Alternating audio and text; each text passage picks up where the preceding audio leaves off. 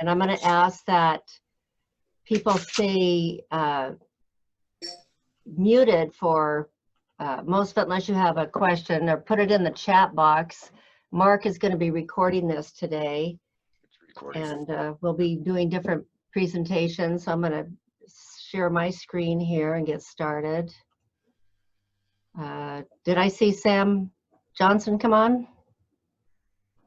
Let me see. Can you all see this slideshow? Yes. Okay. Sam. Yes, Sam is on. Okay. I've got to, all right.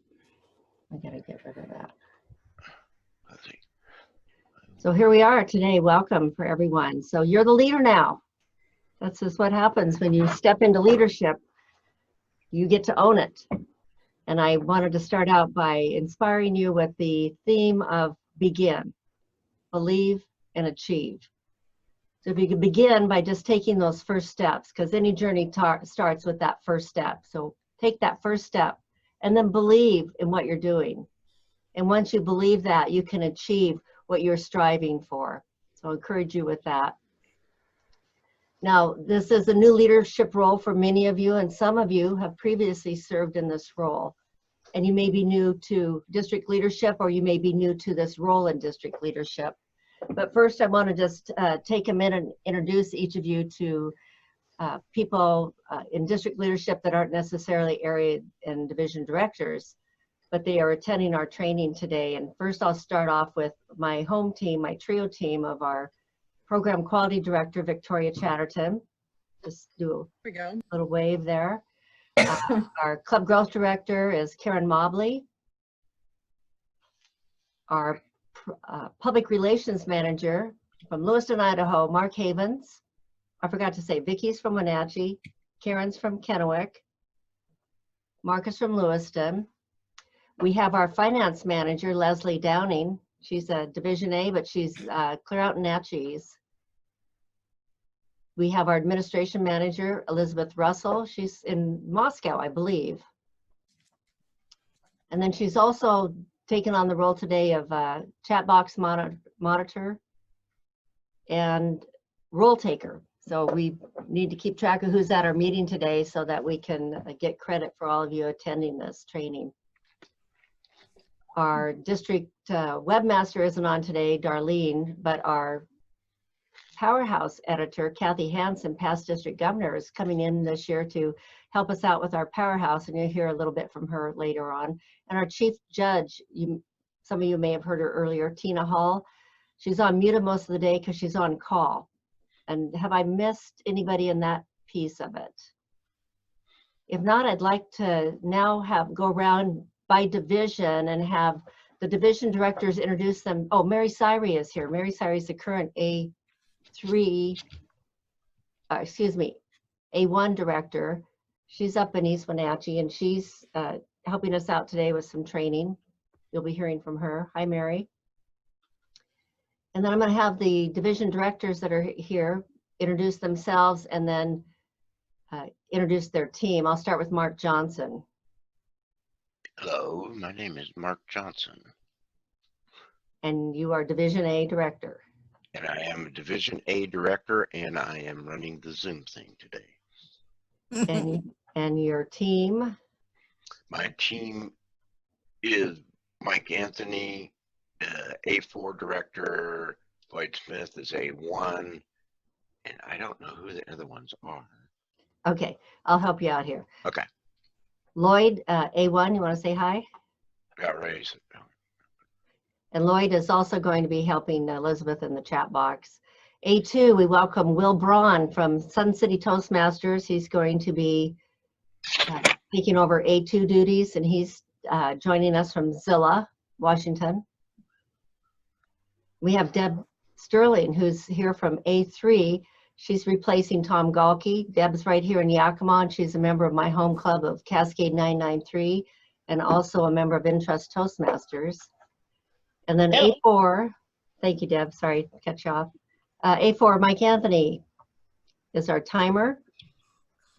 And he's, Where am I? you're C4. And Mike is going to be showing the timing cards there. Oh, And no. hopefully, are you, Louise, you okay? I don't know here. It's Have you kind lost, of weird, being weird. what do I've you need? lost it, yeah. Go I down don't to the very bottom. Is there a blue icon like a camera, like an old-fashioned camera? Yeah, Click on that. okay. Do you see us? No, oh, there it is. Okay. Yeah, okay. Okay. Oh, there it is. All Okay. right. I'll probably have you mute yourself until, or Mike, you can mute Louise. All right. Let's see. Division B, Wayne, take it over.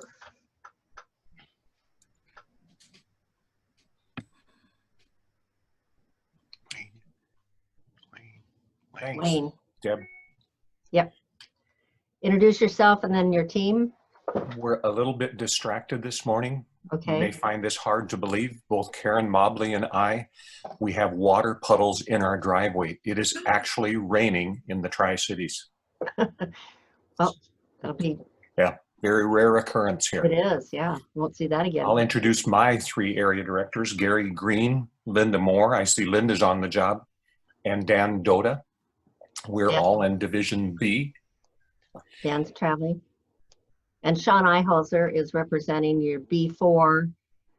Andrew Kennedy, who's the area director there. So Sean is the assistant area director for B4, which is our prison clubs in Connell.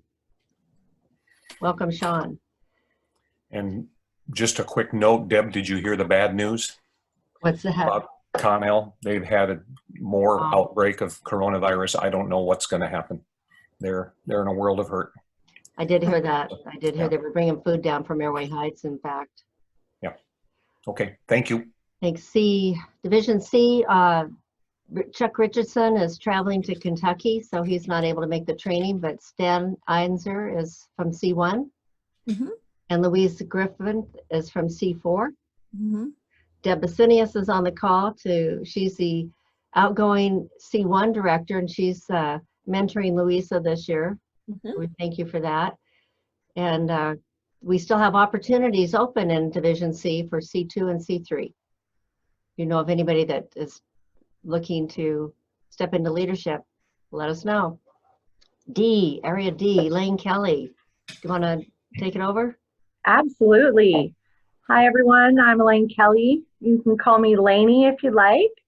I'm the new Division D director, and I'm filled with so much pride right now that everyone showed up to this. I'm so proud of my division.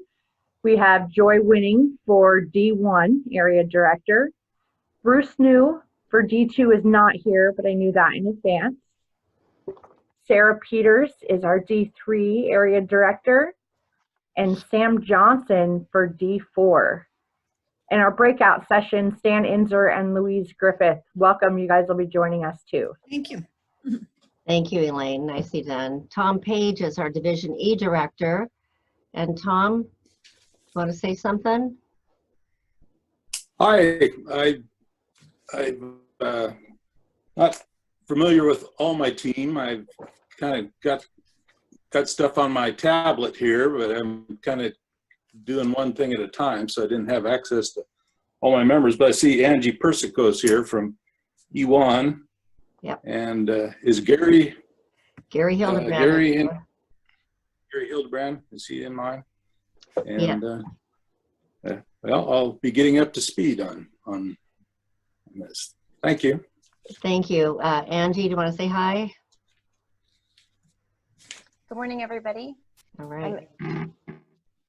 And then Gary Hildebrand is on the call. He's representing E3, the assistant area director there for Guillaume Cote at EOCI. And then Nancy Chateau is the assistant area director or liaison for the Airway Heights prisons, and she's the helping Evarista Salas today. Nancy and Gary, you want to say hi? All right. I will move on. So basically our agenda today, we're going to go, well, we just went over who the team members were. We're going to go over some responsibilities using District Central, and we're going to talk about Winning Wednesdays, which are our deck calls and our training that we're going to be having. Sorry for what's going on with my beeper there. So I want to talk a little bit about how we serve as a volunteer, and it's the ideas I want to give you today are on targets and tools and time management tips to help you serve in this role. But I recognize we're all volunteers and we can't do it all together, nor should we. But working together, along with building your teams around you, as using your fellow Toastmasters, bringing them into your teams, we will all reach our targets this year. So if you have questions or comments, either put them in the chat box and Elizabeth and Lloyd will help with that. Last week on a training, our regional advisor shared the quote, "A leader's job is not to do the work for others, is to help others figure out how to do it themselves, to get things done and to succeed beyond what they thought possible," by Simon Sinek. Another way to say that in a much shorter phrase is plan the work and work the plan. So this is the slide of how we all work together in Toastmasters. The center is the district director, which is the position I'm coming into. Then we have our program quality director, our club growth director. Then we have our division and area directors, which we're focusing on in the training here today. But we also have other members of the team, the finance manager, the administration manager, and the public relations manager and their teams that all work together to support our successful Toastmaster year. And we have just this one year as a team to get the work done at the district. Starting off, I'm going to talk about our division directors. I stole this photo of Wayne off the TI website, or Toastmaster, our district website. This is from last year. I put it up here for two reasons. Normally when we gather together, we get pictures taken and we use them on our website to feature. So it's nice for people to be able to go and connect a face with the name. So I have asked each of you to send me a photo. So I hope you will send me a photo and I don't have to steal one off your Facebook page or something. And I know there are some people that just aren't comfortable with sharing their photo, and that's just fine. As duties for the division director, you're the conduit between the division or the district and the areas. You help with club officer training. You're responsible for getting officers trained. You're also responsible for the division speech contest. You know, when I say responsible, that means the buck stops with you, but you build your team and you can easily farm out that work. But at the end of the day, you're the responsible person for that. You have division council meetings, and I'll talk about who that is in a minute. Basically, your division council, well, I'll get to that slide in a minute. And then you have, pardon me, you motivate your area directors and you help build new clubs. And Karen Mobley will talk about that in a few minutes, about where we're at with that. But we will be building new clubs this year because we started the year at 69 and we're down to 61. And we're probably going to lose a few more. So just giving you a hint of your future vision, what's coming. Now the district division directors team, oops, sorry, did that one, is the area directors for your 4 areas. And then if you have an assistant program quality director, assistant club growth director, that isn't something our district has been big on, but there's no reason we couldn't have teams. And these teams can be our future leaders for next year. So be thinking about how you can build your teams up in doing that. Then our area director, Sam Johnson quickly responded to my request. And so I took the opportunity to introduce you all to Sam Johnson. He's incoming D4 director. He readily stepped up and said yes when I called him to ask about serving as an area director. So I'm excited that he's taking that opportunity. Again, the area director is that conduit between the district and the clubs, but also from the division. So the division works with the area director directors works with the clubs. And pardon me, Mary Syrie is going to be talking quite a bit about club quality with the area directors. You'll see more about the club visits and the reports coming up. You also assist with club officer training, especially the first round. We're going to have a club officer training in 2 weeks. Hopefully every officer will attend that, but we know that isn't always the case. So we will have makeup training, and that will be up to the division and area directors to handle. There's area speech contest. You only have to do it once in the spring because we no longer have fall conferences. So the contests are all held in the spring. You motivate the clubs in the Distinguished Club program, and you also help build new clubs, which you'll be hearing more about. And this is who the area is, because area directors are encouraged to have area council meetings. Quarterly, or at least twice a year, you get your area council together, and for the area director, that includes the club president and club vice president of marketing or public relations in each of your clubs that you're working with. Here again, they have an area secretary, something we haven't done. I'm not saying don't do it, but I'm planting the seeds of opportunity for growing next year's officers. And that's what you always want to be looking at, is who can you help cultivate and mentor for next year as you're doing your job to help you lighten the load of your work this year. And then throughout all of it, you have your team support that supports all of you, which starts with the district director, program quality director, club growth director, public relations manager, the webmaster, the powerhouse editor, our financial team. All support the division and areas and clubs. So there's a whole team that supports each other in all of this. Now I want to talk about team motivation. When we went to Denver for training last year, there was something called the escape room. I don't know if any of you have done an escape room, but we did it. And of course, I thought that would be fun to do. I didn't realize it was actually for young people, but we went in there with a family of 3, and we had fun. But so do something to help motivate your team. And this is where I wanted to ask you some questions about what you thought motivation looks like for you, or what ideas you might have to motivate somebody. So if you could take a minute and put some answers in the chat box, I'd appreciate that. I'll give you about a minute or 2 here.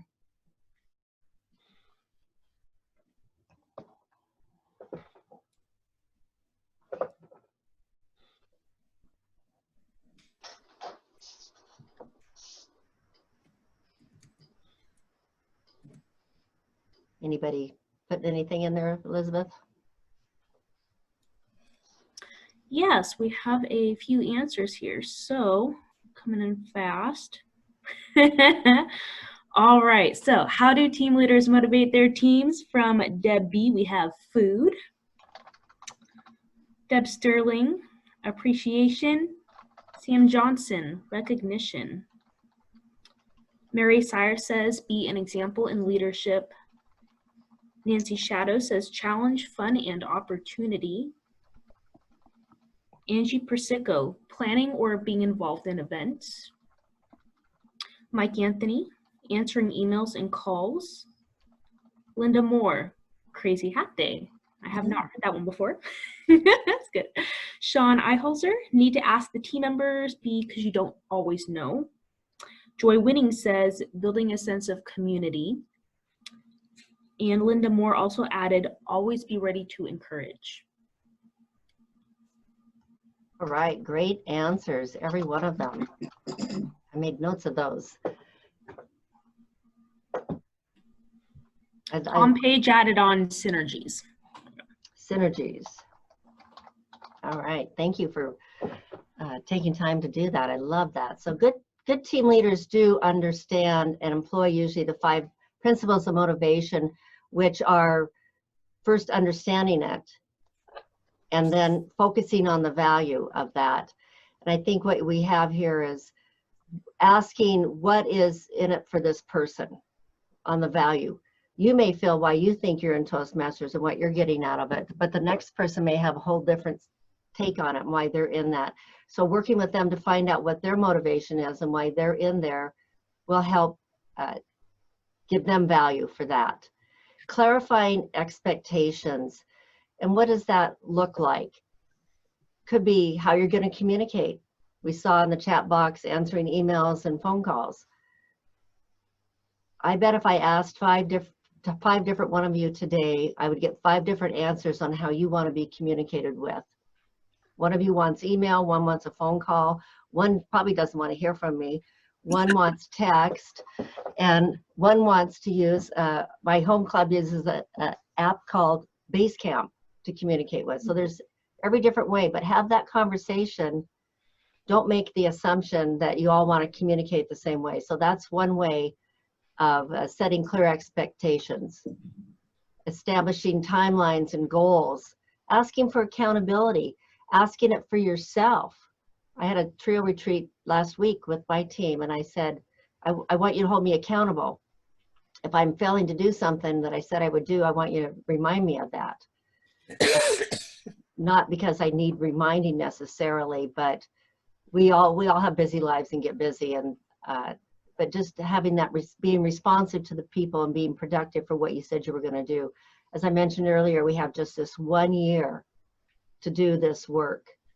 It doesn't go on until tomorrow, which I talk about tomorrow in a minute. Recognizing, as San said, recognition. Recognize your members for their efforts and accomplishments, big and small. Take a moment to notice that somebody's doing this over here in this area. Like this year, we've had both Stan Einzer and Lainey Young doing mentoring with Pathways, doing webinars, Zoom meetings, just off on the side out of their own initiative to do work with that and to help other members. So recognizing people, what they're doing is a big part of motivating. And then being the role model. Lead by example. Be the person you want to follow. And do it with enthusiasm. And then a little side trick to that is if you act enthusiastic, you'll become enthusiastic at some point. So I encourage you to be that person that people want to follow. Any questions on any of that?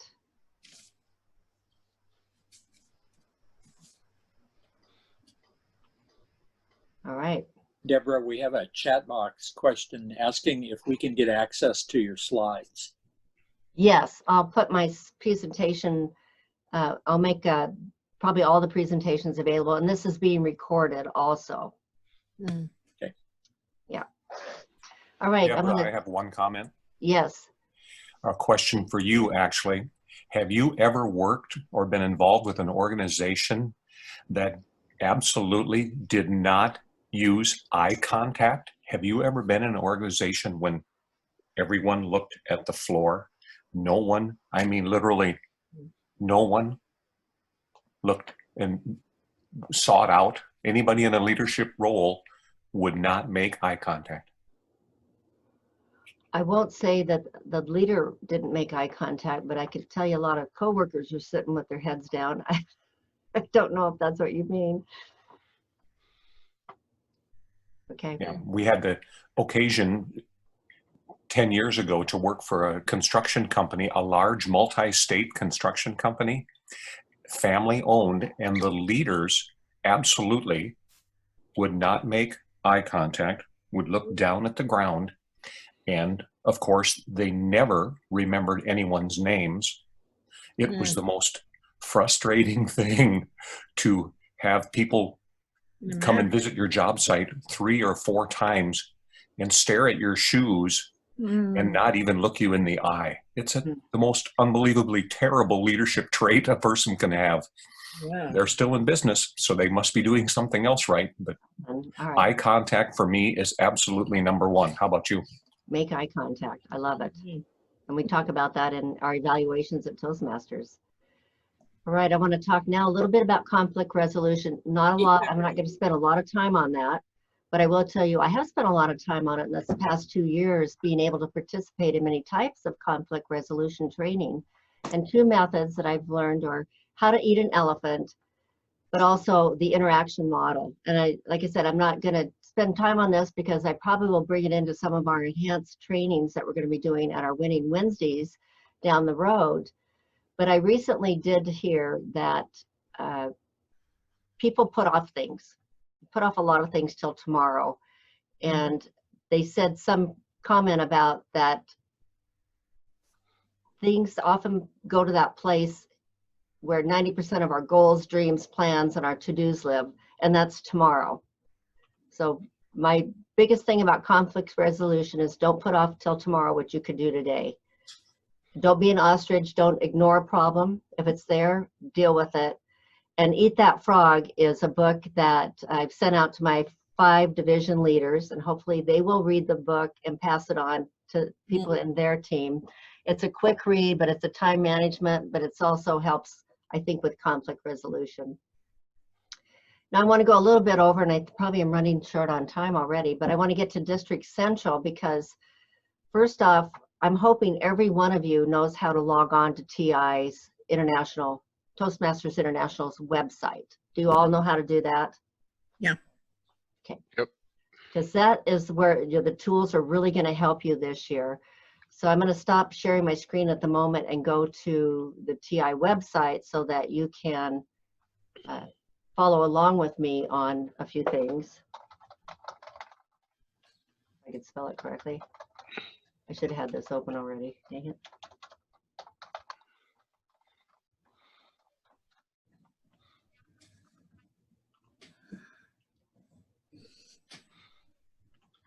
And sharing screen again. Here we go. So this is what the screen looks like when you log in. And I'm showing you this because when you become a district leader, you have access to pieces on the website that you wouldn't normally have as an individual member. And so you log in, and at the top, of course, it says, welcome Deborah, it'll welcome Sam, it'll welcome Lloyd. Then you go to Leadership Central, and this is where I want to go first, to District Central. Are you all seeing this? Yes. Okay. So at District Central, now I don't think area directors have access to everything here, but you will have access to your reports. And on the reports, you can get a list of district club officers and district members and district council. As area division directors, you wouldn't need that report, but you can download these and export them and download them and save them. I'd save them once you download them. They download as a CSV. As soon as you get it, save it to an Excel workbook, because every time I've done it, it immediately gets corrupted the first time I open it. But in there, you can have access to your clubs. And though I think at area level, you probably only get your areas. Is that correct, Mary? Unmute. Mary. Yes. You can also get to the Distinguished Performance Report, but there's another way to get to that. You can get to your Pathways adoption rates. And this can tell you your new member adoption rate, or what, so your club officer adoption rate, your new member adoption rate, and the total adoption rate for your division and district. So for example, I'll just pull up, we'll look at Moses Lake here. The only thing about this screen, you can export this file, so you can export it to a CSV. I wish on this screen they would freeze this top row, because by the time I go 5 clubs down, I can't remember which column meant what. But we have, you can see how many clubs have adopted it, how many officers in clubs have not adopted it. So this row here is club officer adoption rate. This is new member total adoption rate, and then how many members. So out of this club, Apple Valley, 10 members in the club, 10 members are on Pathways. This Walla Walla, 14 members in the club, 10 are on Pathways. It just kind of gives you an idea, so when you're working with the club, you have a better feel of what you're dealing with. Now the other piece of that, let me look here a minute, was, nope, not that. I want to go over to Leadership Central, and this is where you can really mine for a lot of information. Now this shows all the districts in the world of Toastmasters, and up here on the upper right is the date. So this is as June 12th. So this is as up to date as it's going to get. They update it every 24 hours. District 9, you click on that, and you can see here where I was talking, we started the year with 69 clubs, we're down to 61. You can see our membership base was 2361. We're currently at 1926. And then we have 11 clubs that have become distinguished. Then you can mine further in and click on any individual club. I'll pick on Cascade Speakeasy since it's the first club. And you can see how that club is doing on their distinguished club goals and what they need to work on. Now, come July 1, I'm pretty sure some of these things are going to go away. But I do know as of June 30th, the ACG is that traditional program for the education is going to go away. They are leaving the ALS open for people to finish their year of club coaching or district leadership to finish that ALS. And that is in consideration of the COVID-19 that threw everybody off base. But Deborah, a quick question here for you in the chat box. Question about, do we have access to all of this before July? Yes, anybody can look at this right now. I can log out of this and just stand. I can't. I've got it up right now, and District Central is grayed out. No, but here's how to get to it. I'll tell you how to get to it another way. Let's go back over here. I'm going to go over. Spinning.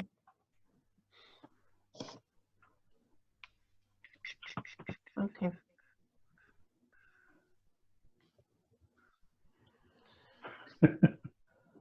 Anybody got a song they want to sing? What's going on? Well, after July 1st, should District Central be available to us? Yes.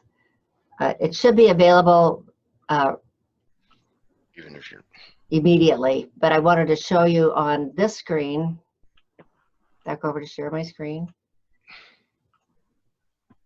So now this is the regular TI website. You can see I'm not logged in at all, but I can go over to Leadership Central and I can go to Distinguished Performance Reports, and it's the exact same screen.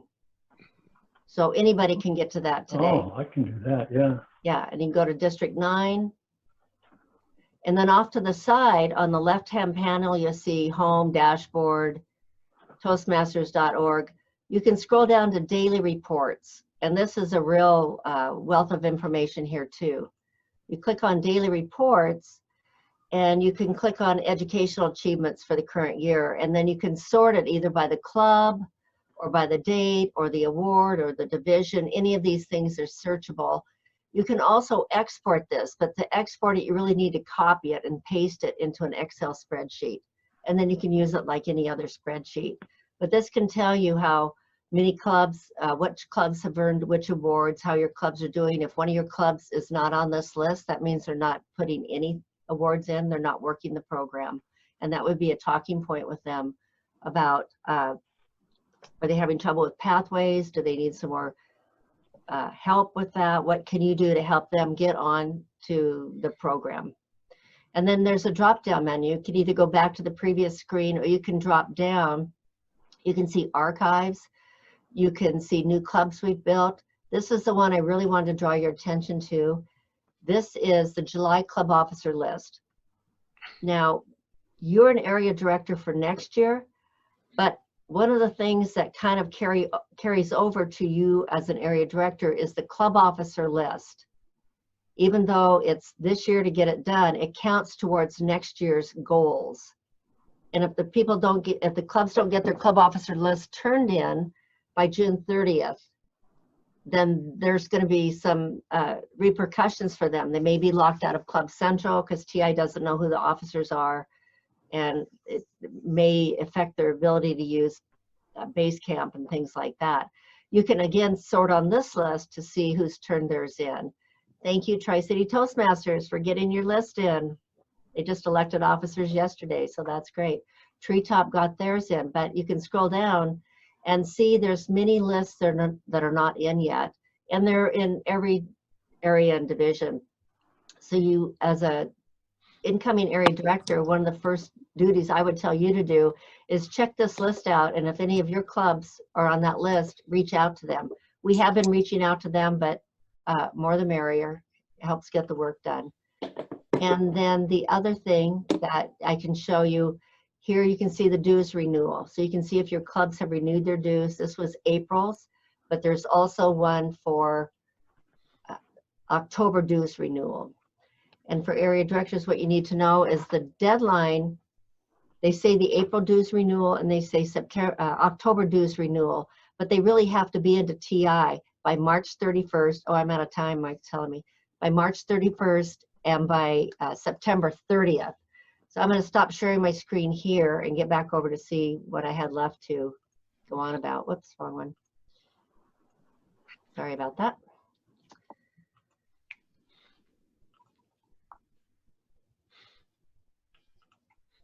I'm wrapping up as fast as I can here.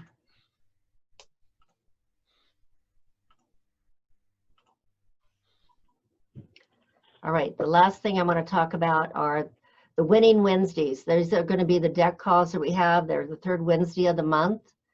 And during that, we are going to not have you do report on your challenges, report on successes, but you do not need to report on numbers because we can all see the numbers.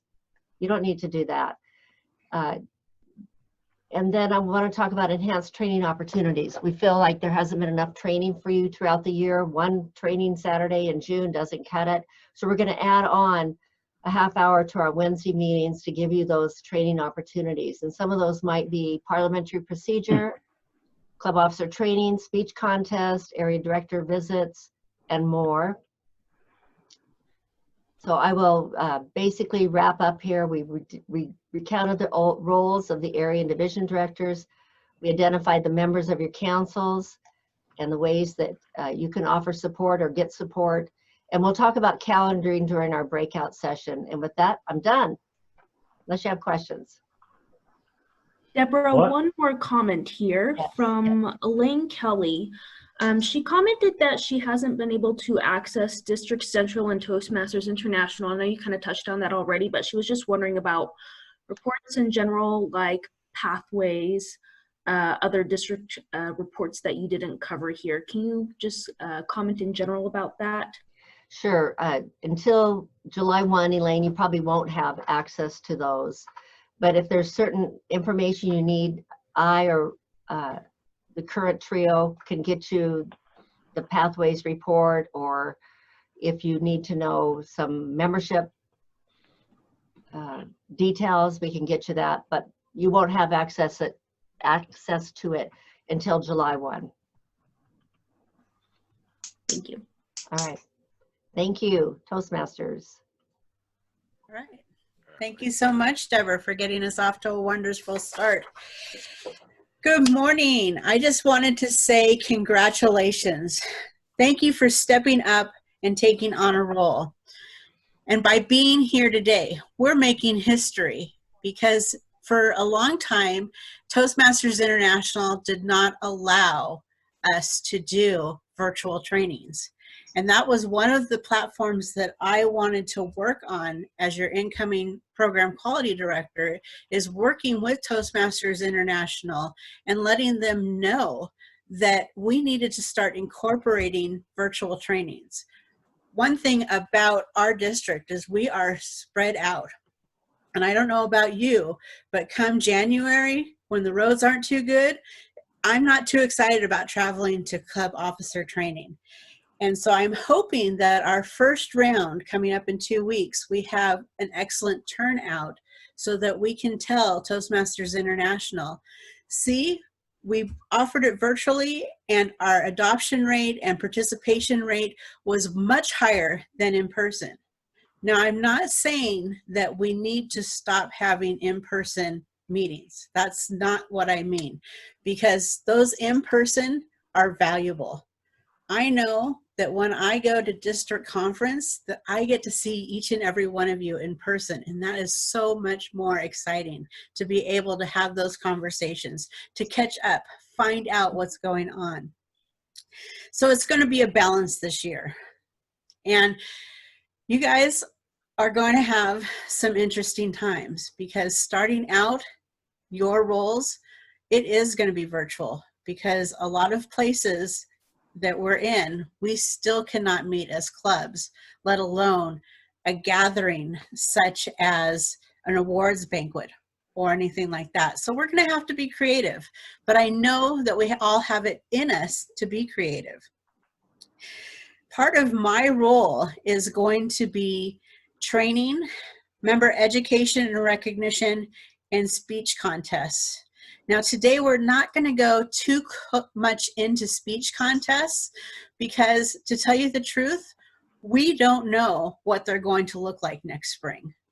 This coming up, or this past year, a lot of us know that we just weren't able to do it because it became a virtual platform, and District 9 wasn't quite ready to start taking on that challenge. But I know if we have a year to prepare and to get things in place, should Toastmasters International tell us we're going to have it again virtually, we will be prepared. And I look forward to whatever challenges that brings up. Also, Deborah touched upon finding your replacement. And I challenge each of you to start looking around now and seeing who might be a great candidate for a district division, or a division director. Division directors, you have 4 people that are in the role of area directors that might just be willing to take on that role next year. Start talking to them and finding out what their goals are and what it is that they're passionate about as Toastmasters. Now, area director was one of my favorite positions because I got to go and visit clubs and see how they worked. And I was amazed because Toastmasters has this wonderful plan and an agenda and what we cover. However, each club is so unique. And that is why I just loved being area director. So area directors, you have got a fun time ahead of you. And it's challenging, but I know that you guys will be able to get through this.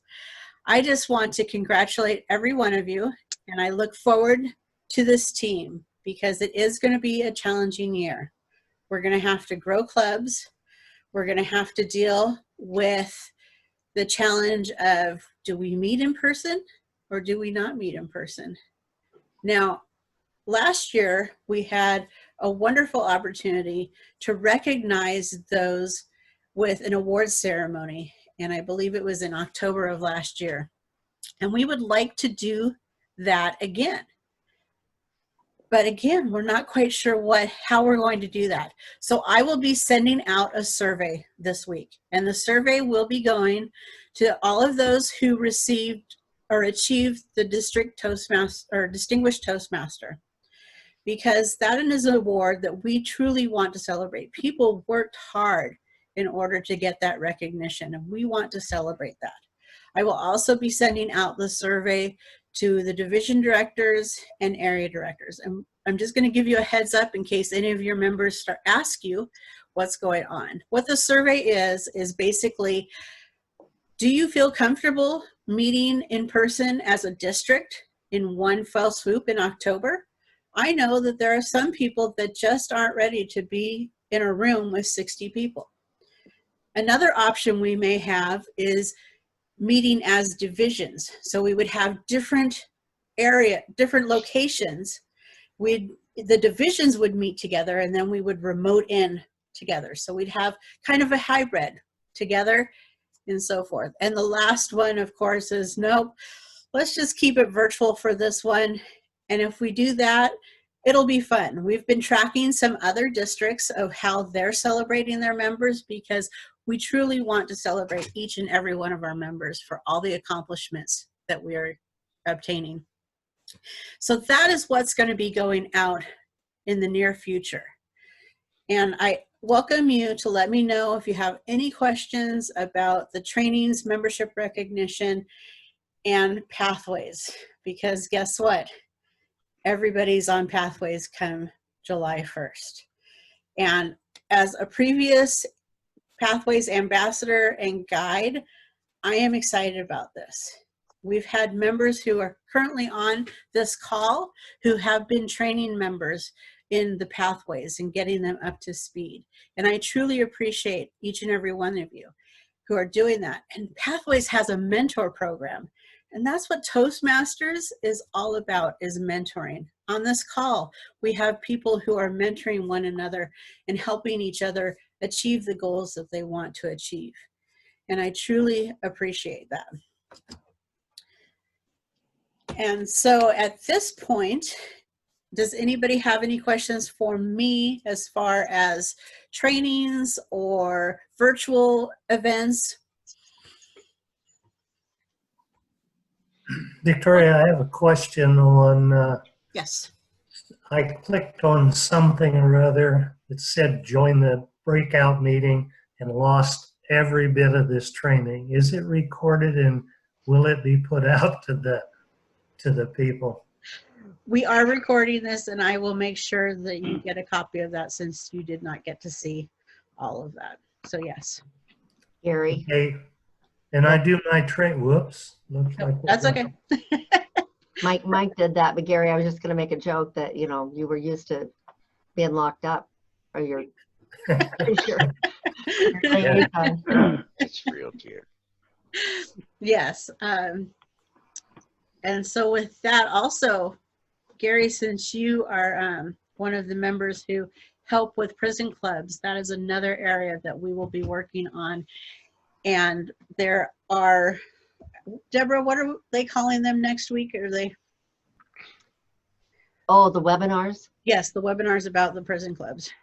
Yes, there are 2 webinars next week for people interested in pathways for prisoners, prison clubs, and if anybody else is interested in attending those, that will be Wednesday and Thursday night next week. Yeah, I believe 6 to 7.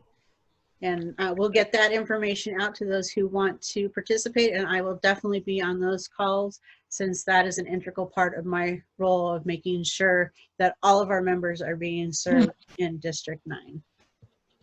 Victoria. Yes. This is more a comment than question. As you noted, I've been doing some of these pathways training, and I want to make myself available to each one of you area directors, because July 1, we're on it. We don't have a choice. And if you have any club members that want to do one-on-one, I certainly volunteer to do that. You can put my email address and my cell phone number out there to your clubs. I will put them in the chat box here for anybody who wants to write it down. And I will be more than happy to help anybody to get up to speed with pathways. Thank you, Stan. We'll make sure that that information gets out there. Thank you. At this point, it is my pleasure to introduce our next presenter. She is from my home club, and I've gotten to know her very well, and she is one of our newest Distinguished Toastmasters, Mary Syrie. Welcome. Thank you, Vicki. Thank you. My name is Mary Syrie, as Vicki said. I live in East Wenatchee, and I'm coming to you live from Studio 185. That's my house number. I'm just finishing up my role as area director for A1, and this was a role I took on for 2 years. I heartily agree with Vicki that this is a really fun role. I took it on because Lloyd Smith told me that I needed to take on some district role in order to get a DTM, so I thought, well, okay. I really enjoyed it, so much so that I signed up for 2 years. Deborah and Vicki asked me to present the Enhanced Club Quality presentation for today's meeting.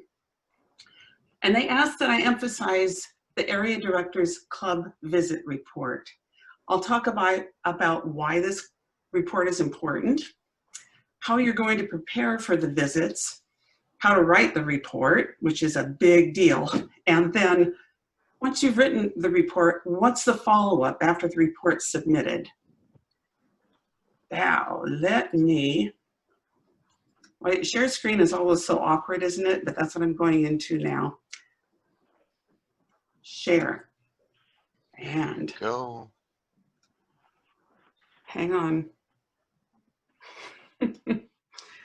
I should have had this up.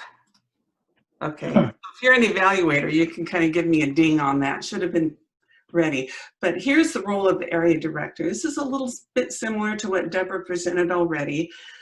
The area director is the liaison between the clubs, the club president, and the division director and director leadership. It's your responsibility to know the club officer, the club culture, and report that. Now, I think it's not Wonderful Wednesday, but I'm going to call it Wonderful Wednesday, Winning Wednesday, on a monthly basis to your district leadership team. And you're going to get to know the club by visiting them at least twice a year. Establish a relationship with your club president. Now, you're going to be seeing them at club officer training. Maybe you already know them because you're in the same club, but there's going to be clubs you've never visited before. You want to make sure that the clubs are of the highest quality. Identify opportunities for club improvement. There's always somewhere that we can improve. Visit the club at least twice a year. I recommend more.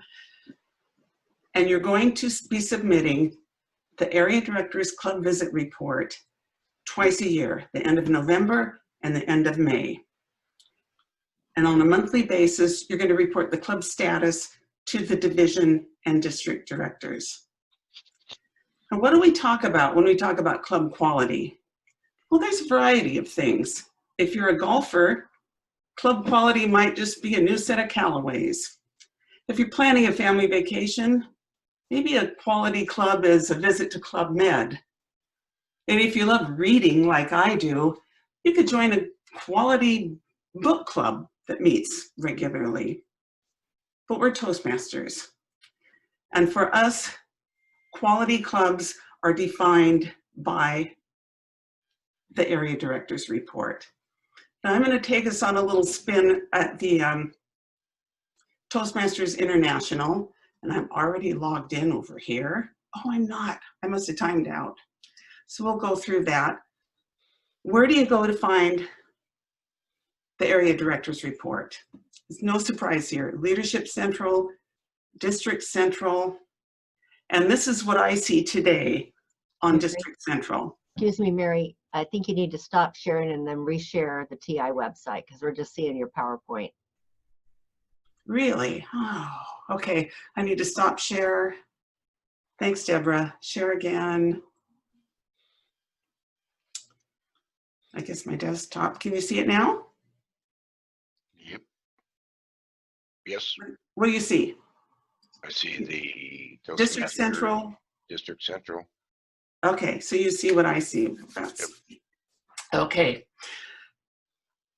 A month ago, I would have seen Area Director Report on this screen, but because I've submitted my reports, it's not available. But you would go here, you see Area Director Report, and you will get a list of your clubs, the status, whether it's you haven't started it or it's a work in progress, and you submit the visit date, and you enter all the information that's called for on a website, on a web screen.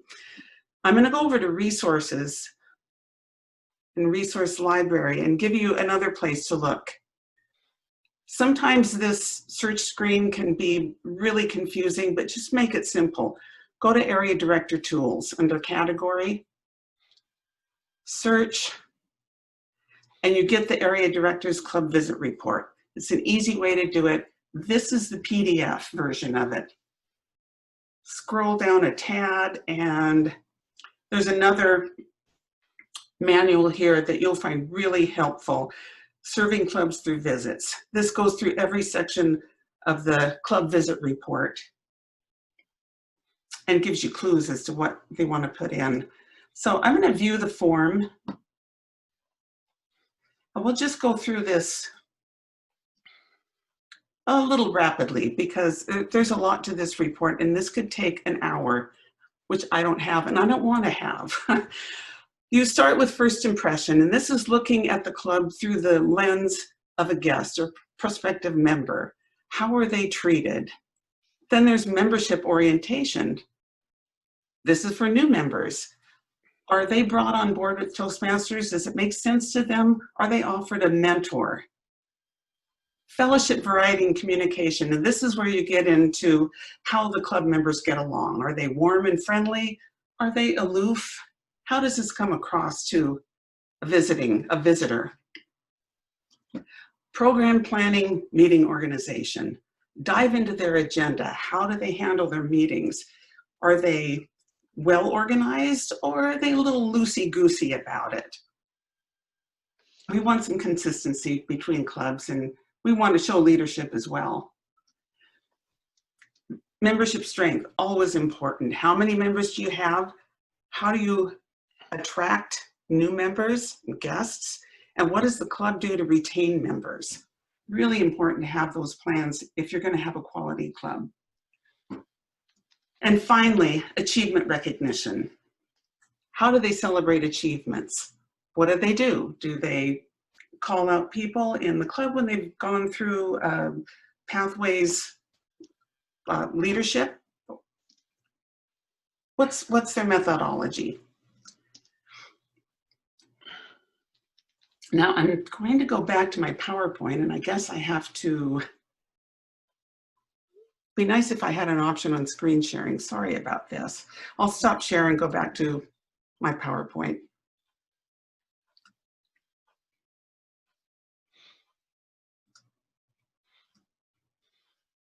I don't think I'm doing it. Okay, I need help here. Do you see a PowerPoint?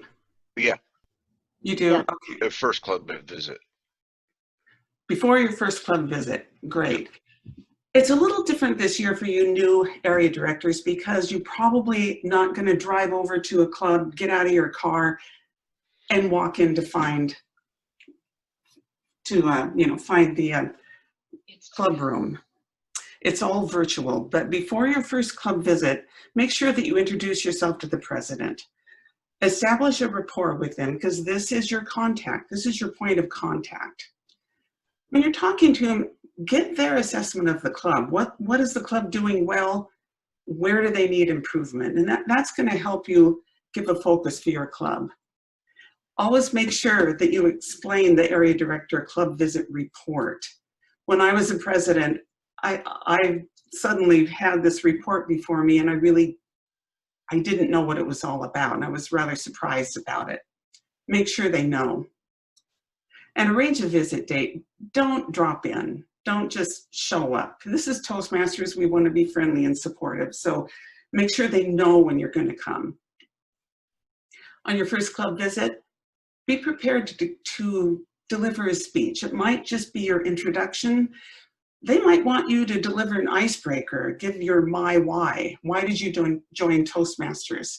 Get a connection with the membership. Down the road, you might want to do a moments of truth. We'll talk about that a little bit later.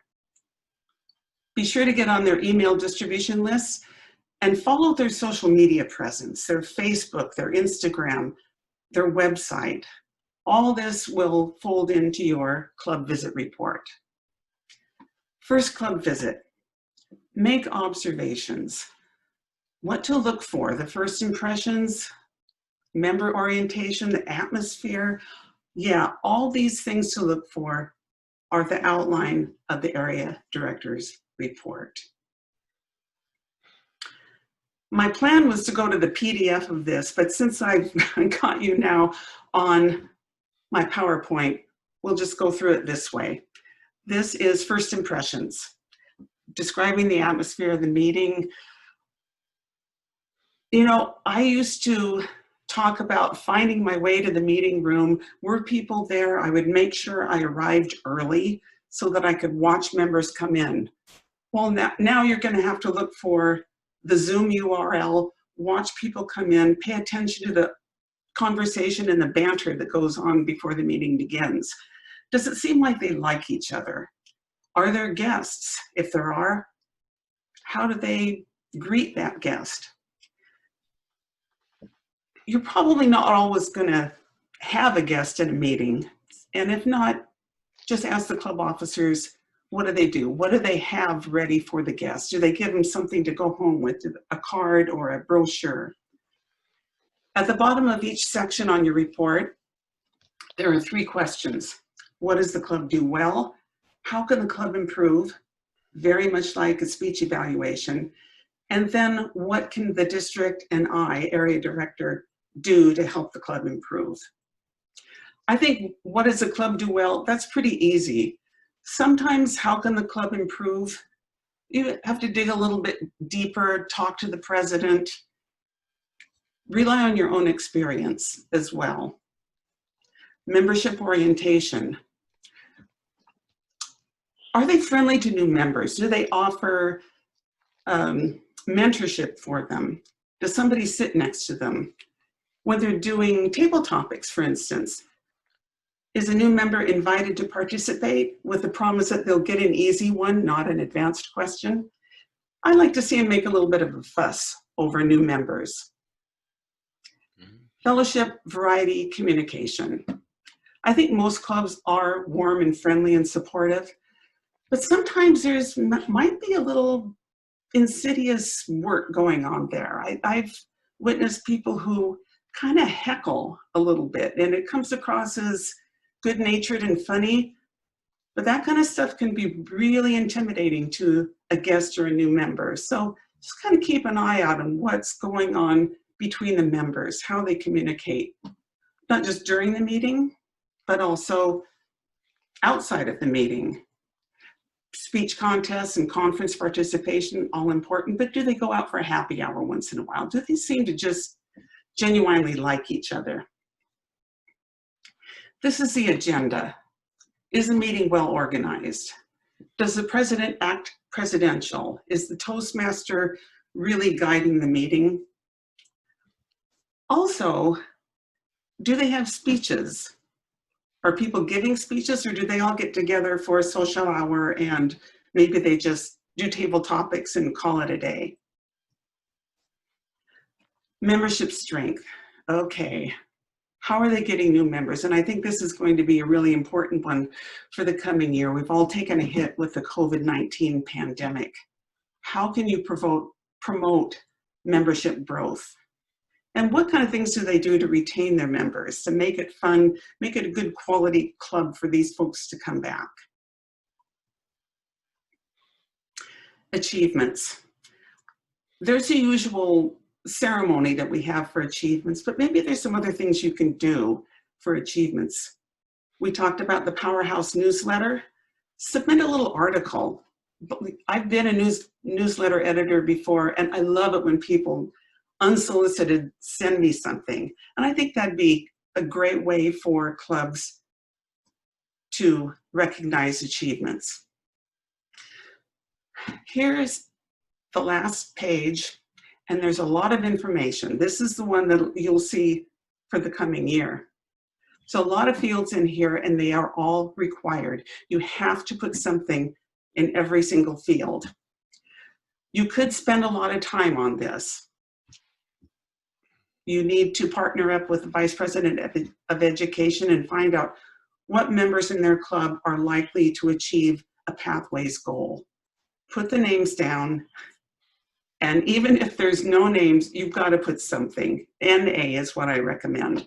Target dates, I put 6/30, June 30th for each one of those. Even if you're putting in data, that data has to mean something. So if you're gonna hunt down each member, find out what date they plan to finish a level, you've got to follow up on that date. I recommend just, putting one date in and have the goals been met. This is a duplicate of the DCP report that's online. So basically you're just duplicating that. When you're working on your report, it's not a pretty PDF, it's an online HTML form. Save your work often.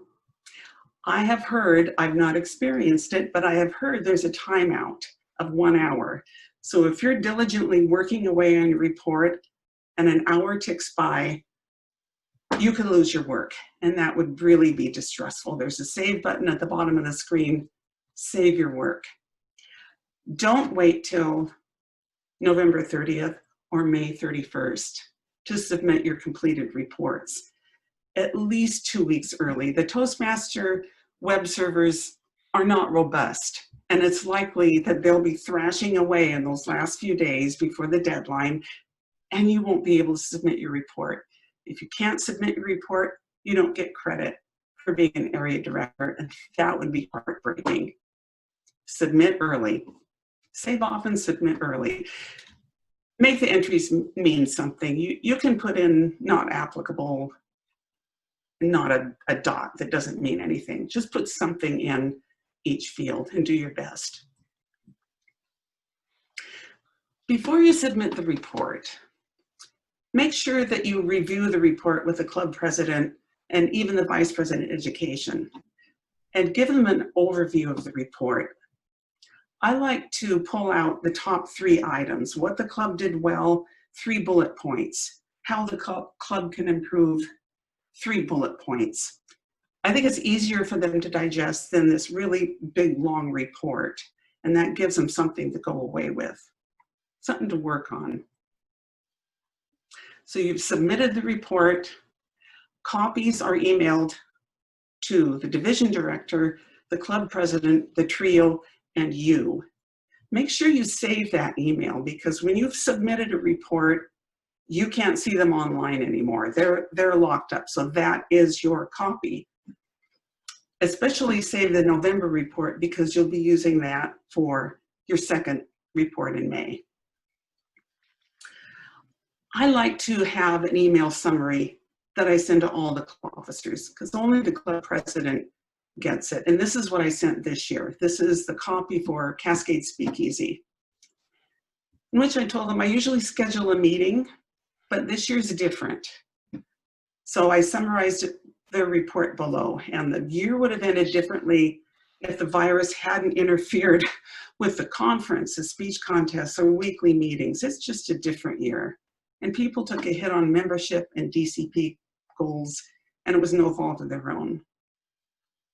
What they did well: more members are participating, meeting roles are well defined for this club, and they have, oh yeah, high membership levels. What's your secret sauce? How do you guys do this? You've always above 20 members.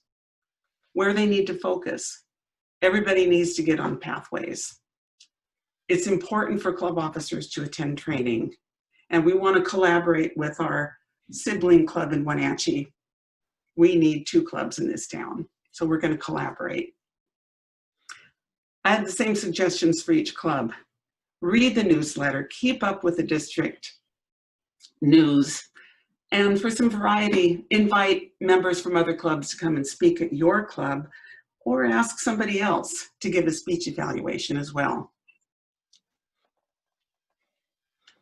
You're going to have 2 visits, at least. I recommend more.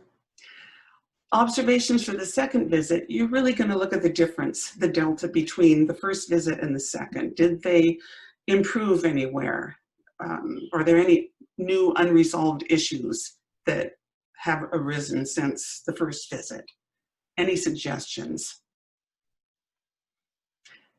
Again, after the second visit, same routine. You submit that report, put it in online, submit it, review it with your division director, and then share your observations with the club officers. There's 2 resources here. I show them to you in the resource area. I really recommend that you get this manual. It was really helpful to me. The PDF version of the report is quite lovely, but that's not exactly what you see online. Like I said, it's an HTML form, and the email that you get is also just really a screen scrape, and it's a little difficult to read, but still readable. Every slideshow ends with a sunset, and for me, the sunset is also the end of my 2-year term as area director. But if you're an incoming area director, look upon this as a sunrise that starts on July 1st, and have a happy year. That concludes my presentation, but I do have a bonus appendix for you if you want to download this. I'm giving you some examples that I've had in some of my area director reports. I expect those to be a tickler and to, I'm going to stop share here, to just give you some ideas of what you can do in your area director reports. Thank you. Any questions?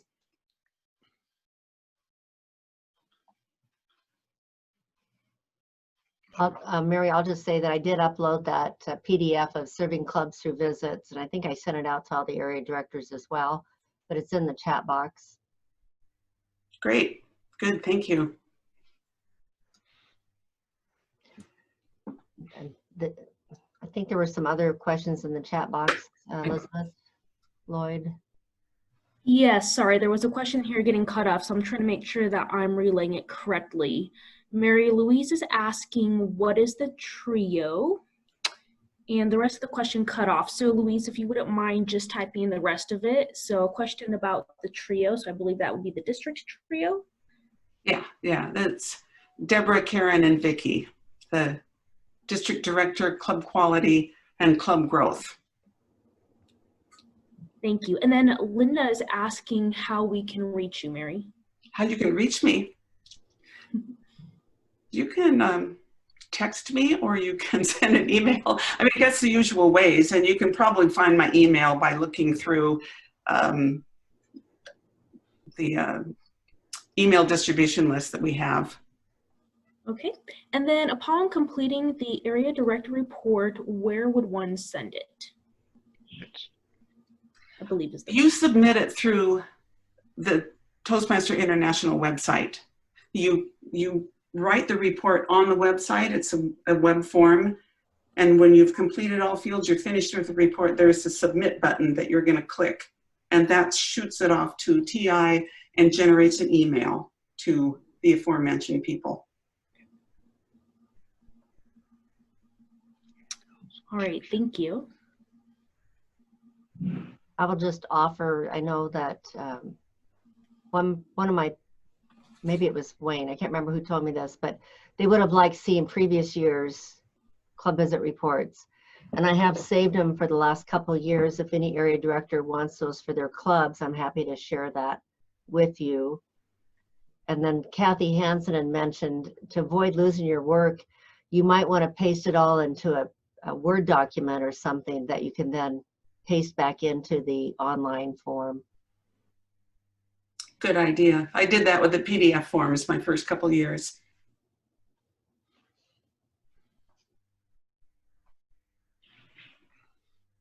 All right, if no other questions, thank you, Mary. That was very informative. At this time, everyone coming back, I hope everyone had a chance to stretch and move around. And welcome back to our training. And at this point, thank you, Mike, for being our timer and providing a little bit of musical entertainment for us. At this point, I'm going to introduce our next presenter. I had the opportunity to meet him a few years back at one of our district conferences. And what stood out to me is his passion for Toastmasters and telling stories. And he is just excited every time I speak with him. And I thought that he would be perfect for explaining how the district is recognized and how you play a role in that. So please help me welcome Mark Havens. Yay, thank you. Can you all hear me? Yes. Great. Thank you, everyone. And thank you, Victoria. Have we met? I haven't had anybody call me passionate before. So that introduction sounded like maybe you're thinking of somebody else. Today, my job is to go over the module called Thrive in the District Recognition Program, which in Toastmasters, as you all know, because you've all been in it for, I would assume, at least a year, if not many years or decades, we like to celebrate success. You've heard that phrase before, celebrate success.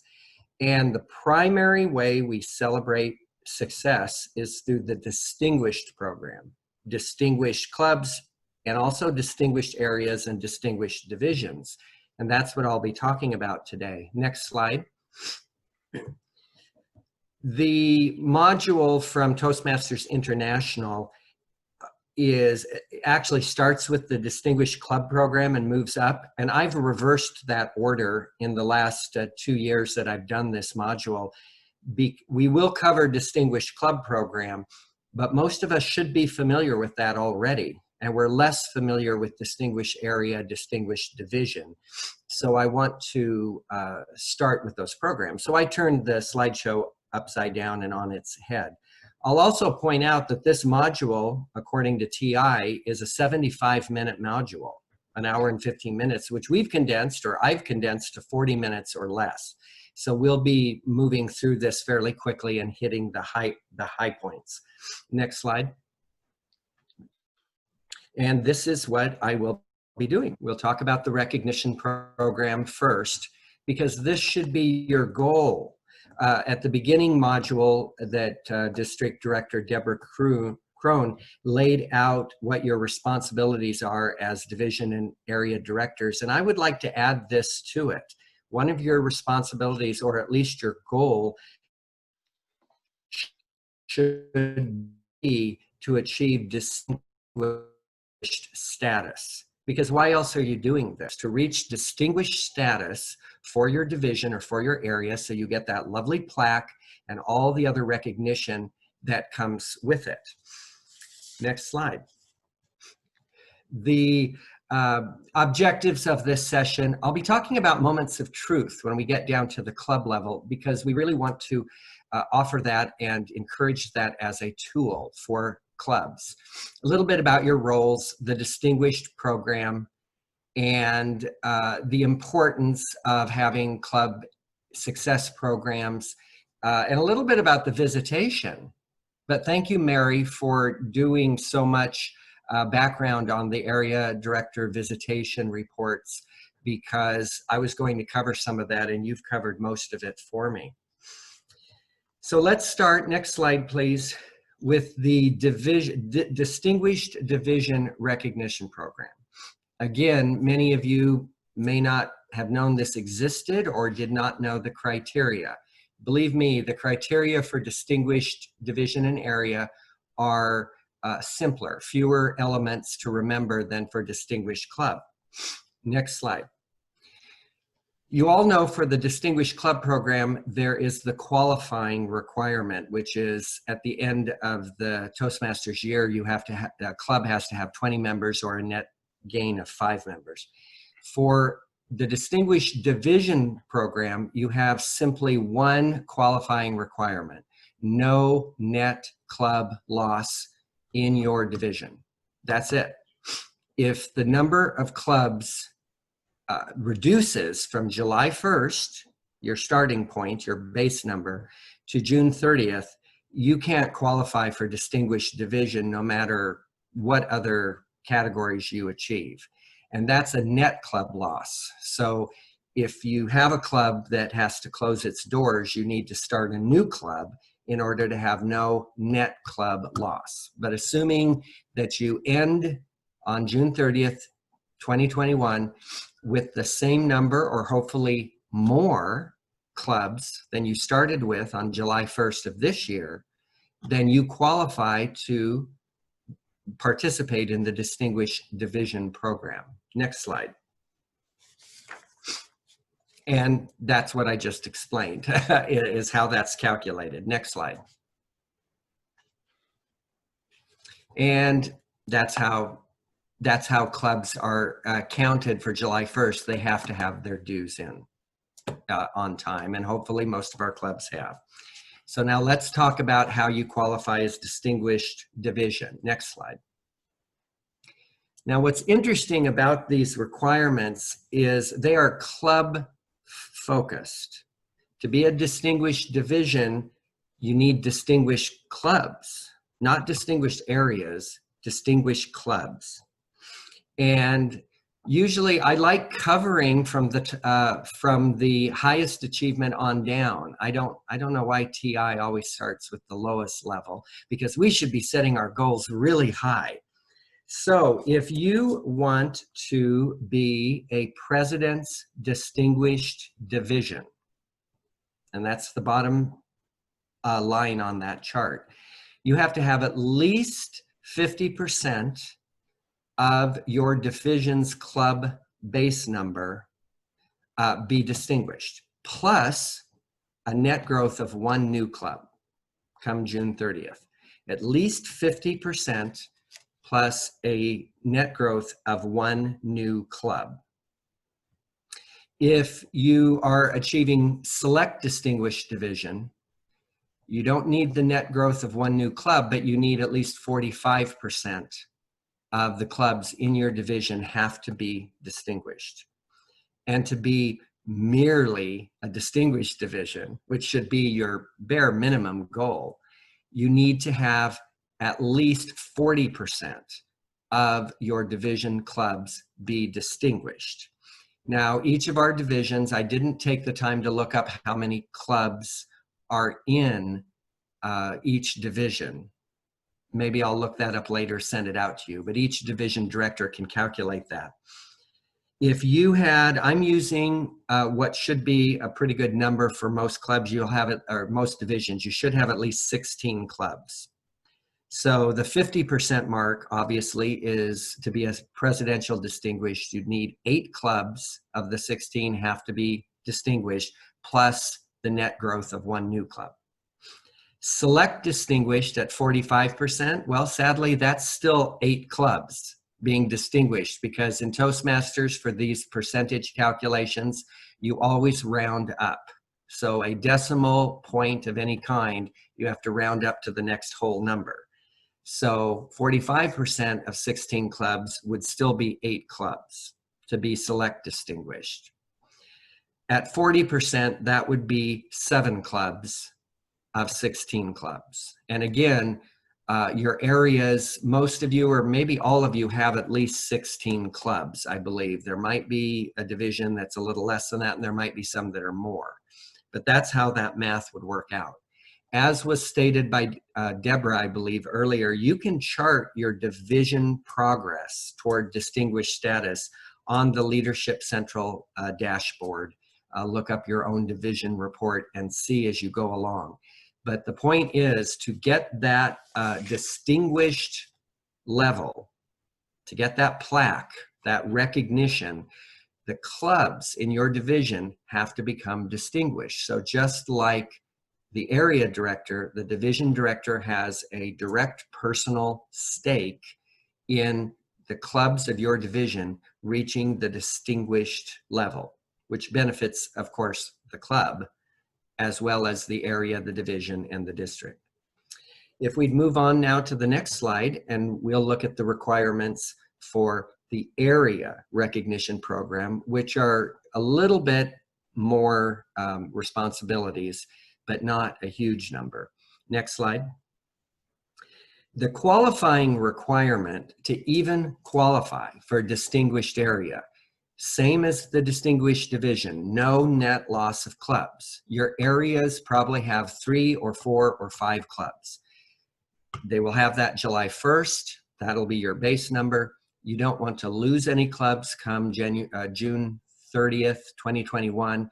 If you lose a club, you need to replace it with a new club so that you have no net club loss. Because if you do, you can't even qualify for a distinguished area.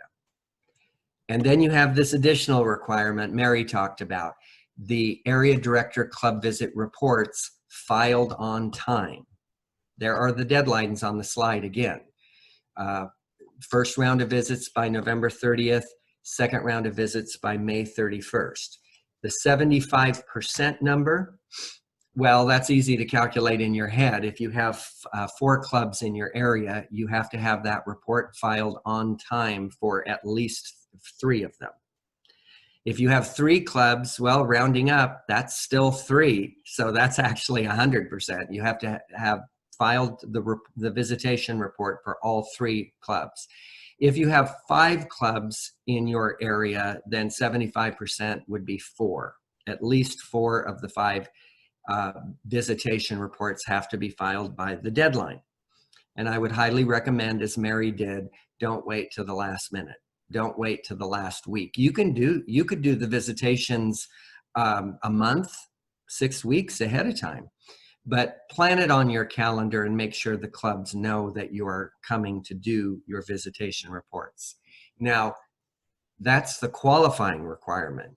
You area directors, if you don't meet those two elements, filing 75% of those reports minimum on time, both rounds, and no net club loss, then you will not be able to qualify for a distinguished area program. So don't knock yourself out. And by that, I mean, don't eliminate yourself. Don't disqualify yourself right out of the chute in the fall by missing that November 30th deadline. Make sure you do those fall reports so that you're still in the running. You can skip through the next two slides, Deborah, fairly quickly. That's just how net clubs numbers are calculated. And go to the next slide. So these are the criteria for the specific targets to become any of those levels. Now for this one, I do want to read from top down to bottom just because they build on each other so significantly. Assuming you meet the qualifying criteria to be a mere distinguished area, you have to have at least 50% of the clubs in your area have to achieve or reach distinguished status, at least 50%. If you have 4 clubs in your area, 2 of them have to be distinguished. If you have 3 clubs in your area, through the magic of rounding up, 2 of them have to be distinguished. If you have 5 clubs in your area, 3 of them have to be distinguished. Along with the qualifying criteria, then you will be a distinguished area and get all the plaque and all the recognition. To be select distinguished area, you have to have that, reach that 50% mark plus 1 more club be distinguished.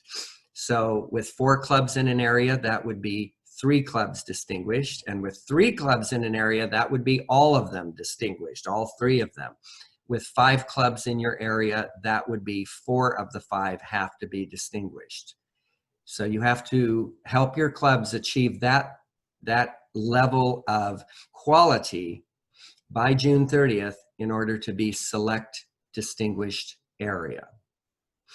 And for the highest achievement, President's distinguished area, you have to meet what I just said, 50% plus 1 more club distinguished and a net growth of 1.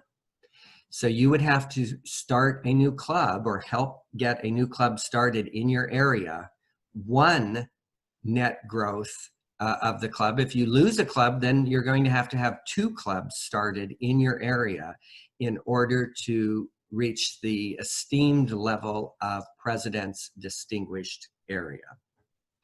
And do we have questions or comments before I move into the next section of this module?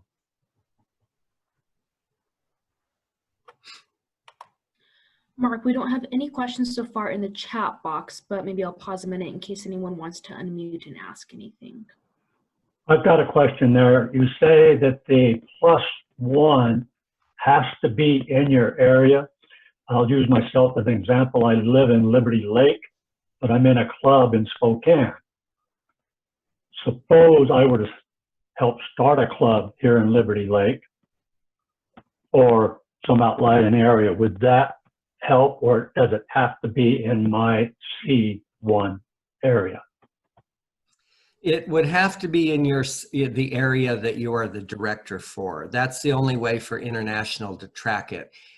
I joke about the fact that you will get the plaque. The award is really for your entire area. The area achieves that status, but of course you get all the benefits and you get the plaque, but it's not really a personal achievement to you. That's a great question. I've never heard it before, but you can't be traveling around District 9 and starting new clubs all over the place and get credit toward your distinguished area and division. It's really an award for that geographical jurisdiction. So thanks for asking that.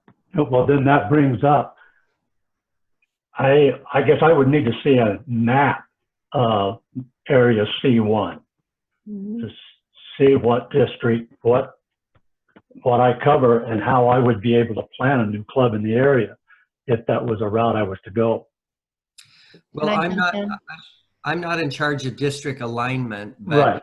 clubs don't always, assigned to an area, don't always have to fall within a geographic region. So if a new club gets chartered, and I see Kathy Hansen saying we should all be working on new clubs, but somebody assigns the new club to an area, which is usually the local area, and then you get credit for that.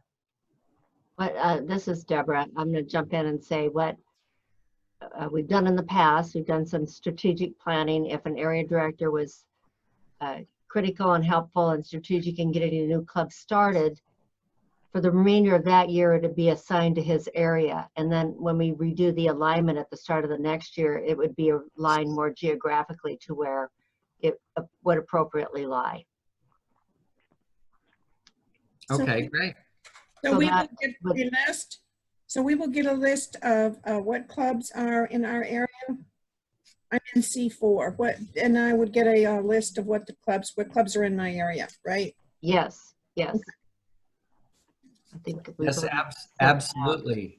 Those are the clubs you're required to visit, and also the list of club assignments were voted on at the district council meeting. So the new alignment takes effect July 1st. Louise, I can help you with that.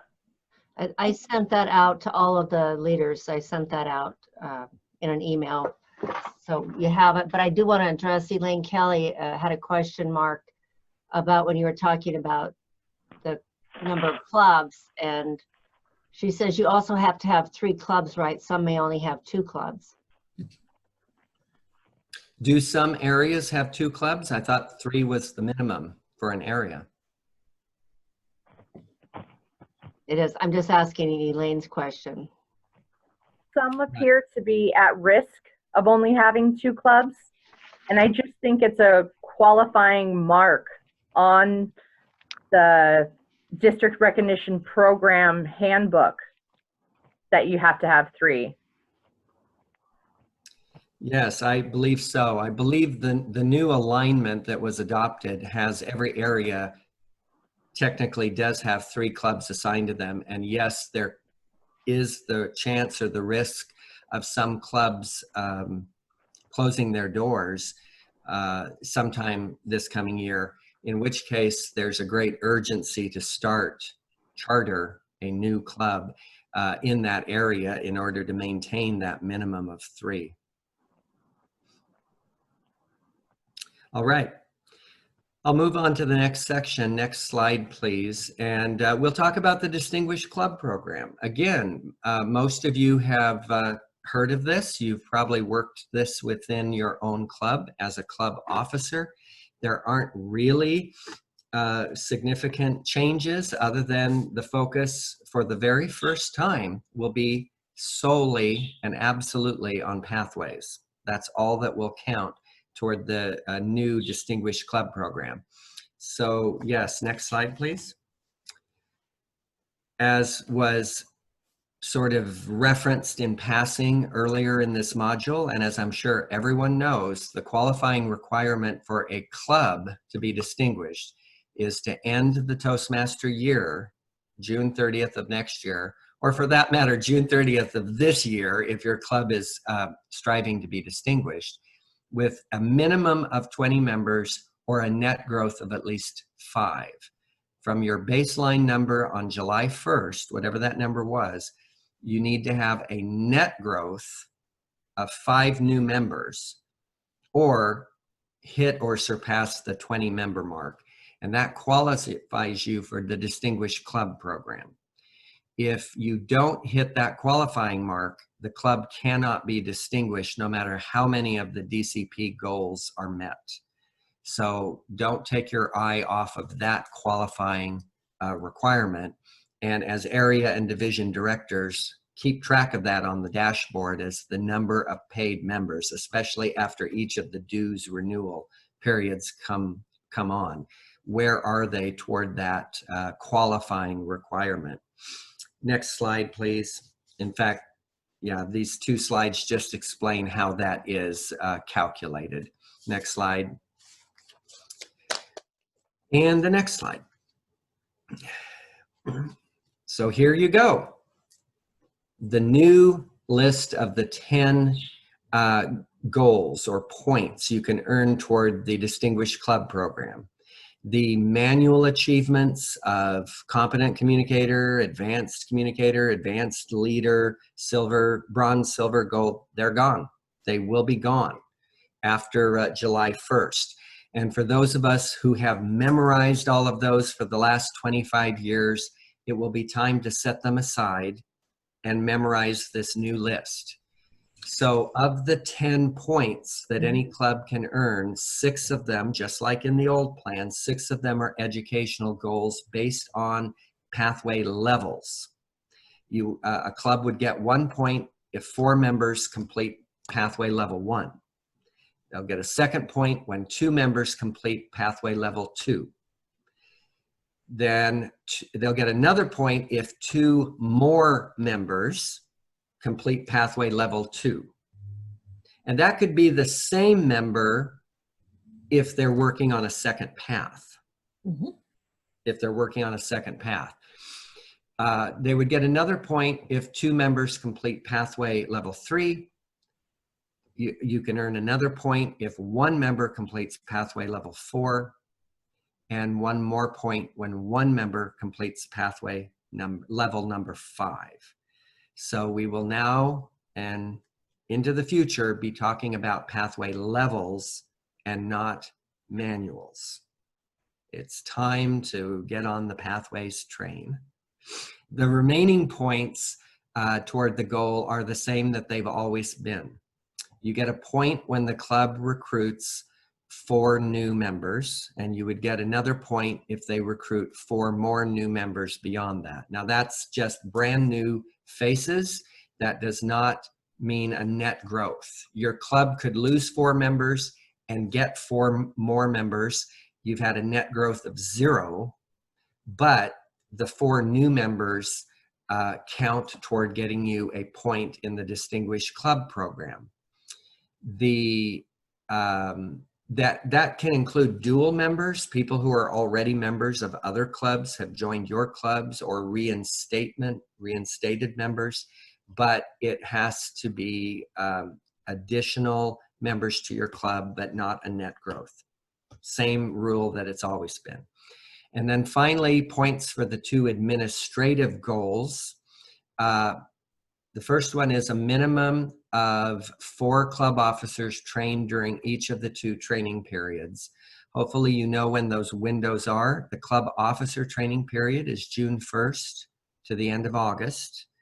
And I believe these trainings will be done virtually on Zoom. More information to come. And each club needs a minimum of 4 of the 7 club officers trained. During each period, you could have all 7 officers trained in the summer training, and then if only 3 show up for the winter training, the club doesn't get that point. So they have to have, again, a minimum of 4 club officers who would also train during the winter period of December 1st through the end of February. If a club has a single person serving with 2 officer hats, such as secretary, treasurer, they will count as 2 officers. They're counting officer positions, not human beings. A person who might be a club officer in 2 different clubs, each club would get credit for that same person showing up for training.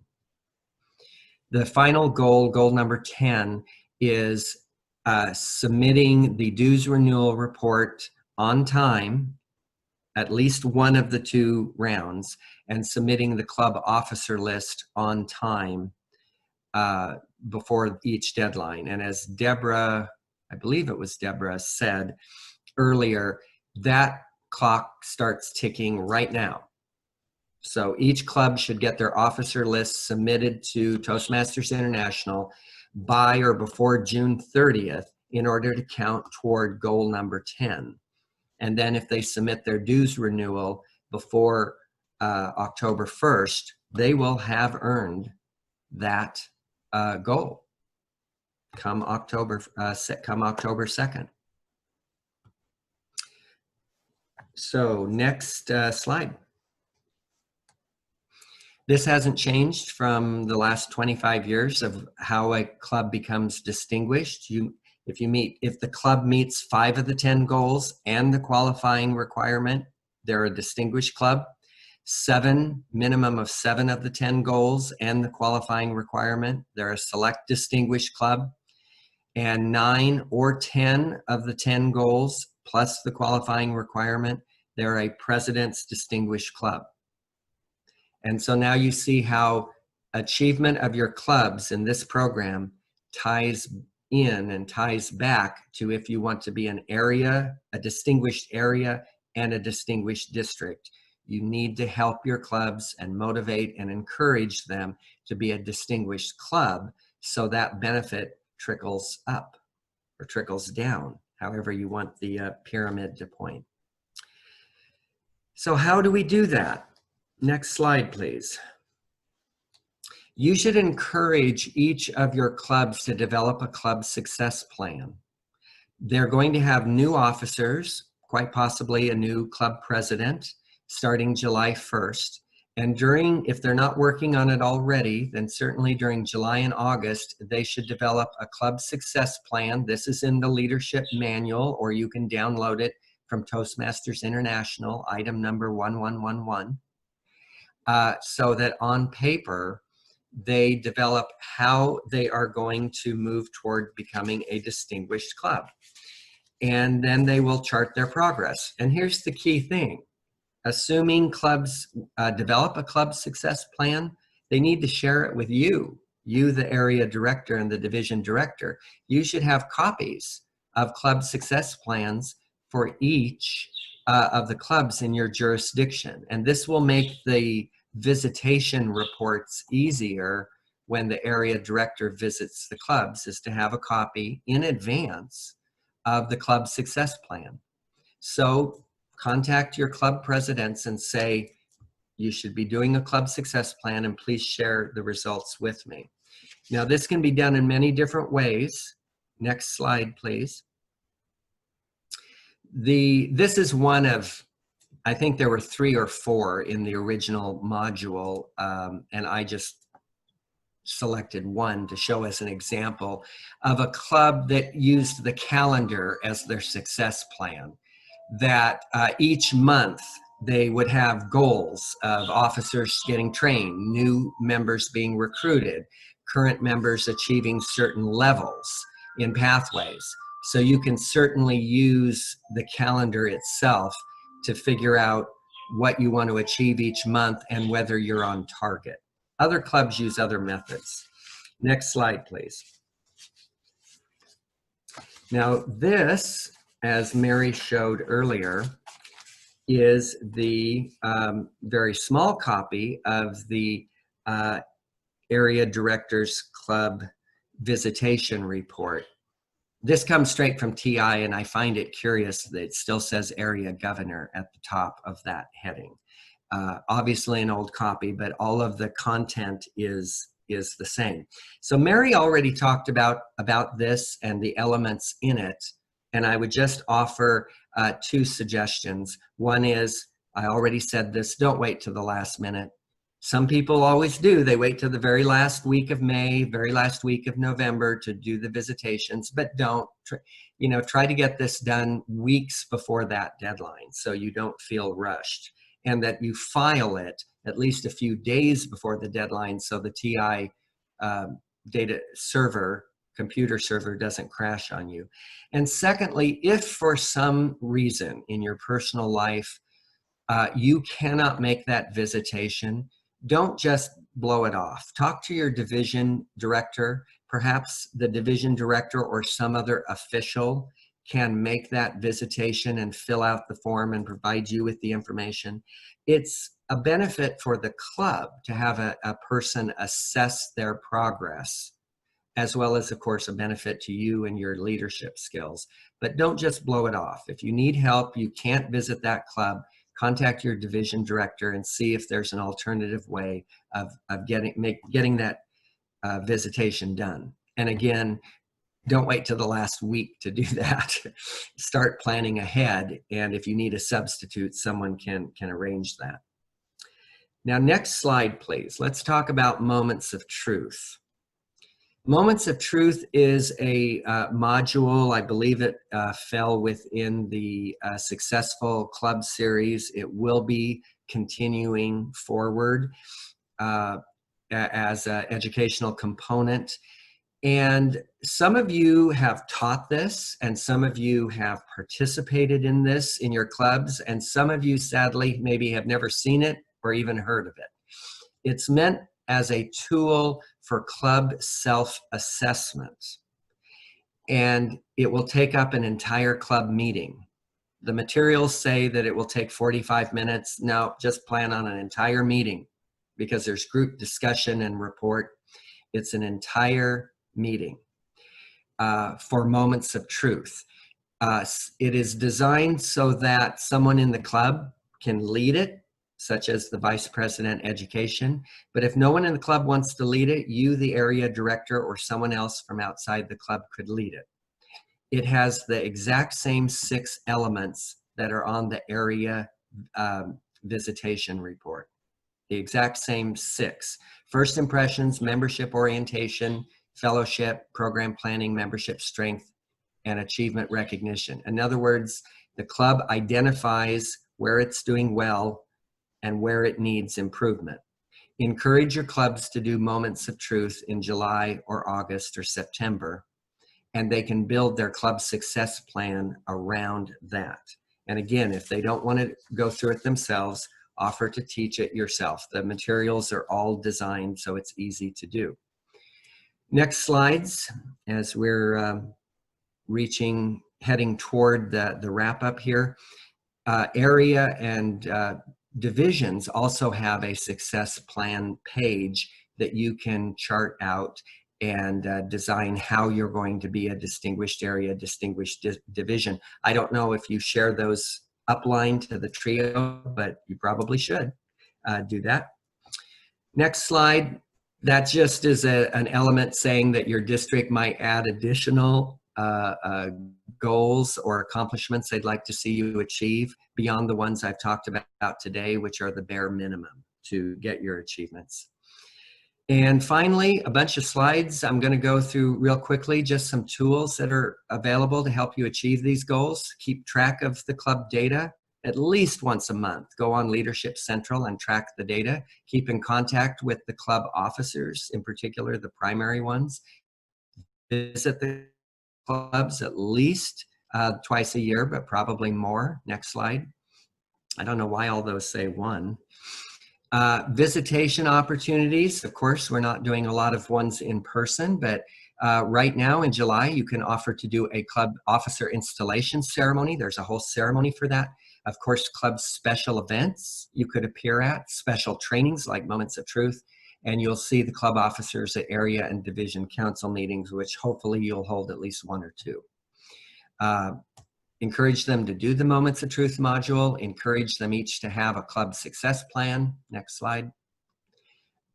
Supply your club with free products. When we get back to doing in-person visits, never come to a club empty-handed. Bring them some brochures. Bring them some business cards. Bring them whatever you can get from the district or TI for free. Never visit empty-handed. Next slide. Help nearby clubs work together. They might be stronger working together than working individually. See if they want a club coach. If they have 12 or fewer members, they qualify for a club coach. Ask for help from your upline officers above you if you need help, if it gets beyond your skill set. And celebrate success often. When you see that clubs have earned DCP points or have become distinguished, celebrate with them. The last couple of slides are just you know, this is what we did today. Reviewed all these things. Hopefully you understand them. All of the goals are in your leadership manual. And so track your progress, because you want to earn that distinguished status by the end of the Toastmaster year. That concludes my remarks. Is there anything? Oh yeah, where to find club coaches. Those are assigned from the the district level. And there typically are club coach people wanting to serve as a club coach. They don't have to live within the area that you're serving. The only requirement I know for sure is a club coach cannot be a current member of the club. A current member of the club cannot be assigned as a club coach to that club. It has to be an outside person. Does anyone have anything, any of the other trio want to comment on club coaches? I don't know how many we currently have assigned. No? I know there's some questions that Elizabeth will probably be asking you. Well, they might be outside of my jurisdiction. I see the one asking if divisions and areas get money for budgets. Oh yes, you get a fabulous budget. They didn't tell you this. They're going to give you thousands of dollars. No, okay, that's outside of my jurisdiction. I don't get to answer that one. Well, we'll address that later Okay. in the program. Elizabeth, did we have any questions for Mark? We had one private question from Louise asking, where do we get the information on the DCP goals? And I believe Mark answered that by saying that we can reference the leadership manual. Is that correct, Mark? Yes, you should have received a leadership manual or some other information, and it'll have those charts and those slides that I just mentioned. As I said before, they're not as lengthy as the Club Distinguished Club program, but because some of you are probably seeing them for the very first time, you don't have them memorized. But those are your target numbers. Helping clubs achieve distinguished status will help you achieve distinguished area and distinguished division. I don't know as I've ever gotten one of those, or where I can, obtain one of those. One of those manuals? We will send one to you. Okay, appreciate it. Thank you. Yeah, thank you, Victoria. All right, that was the only private question, Mark. I think you have seen all of the other questions in the chat box. Okay.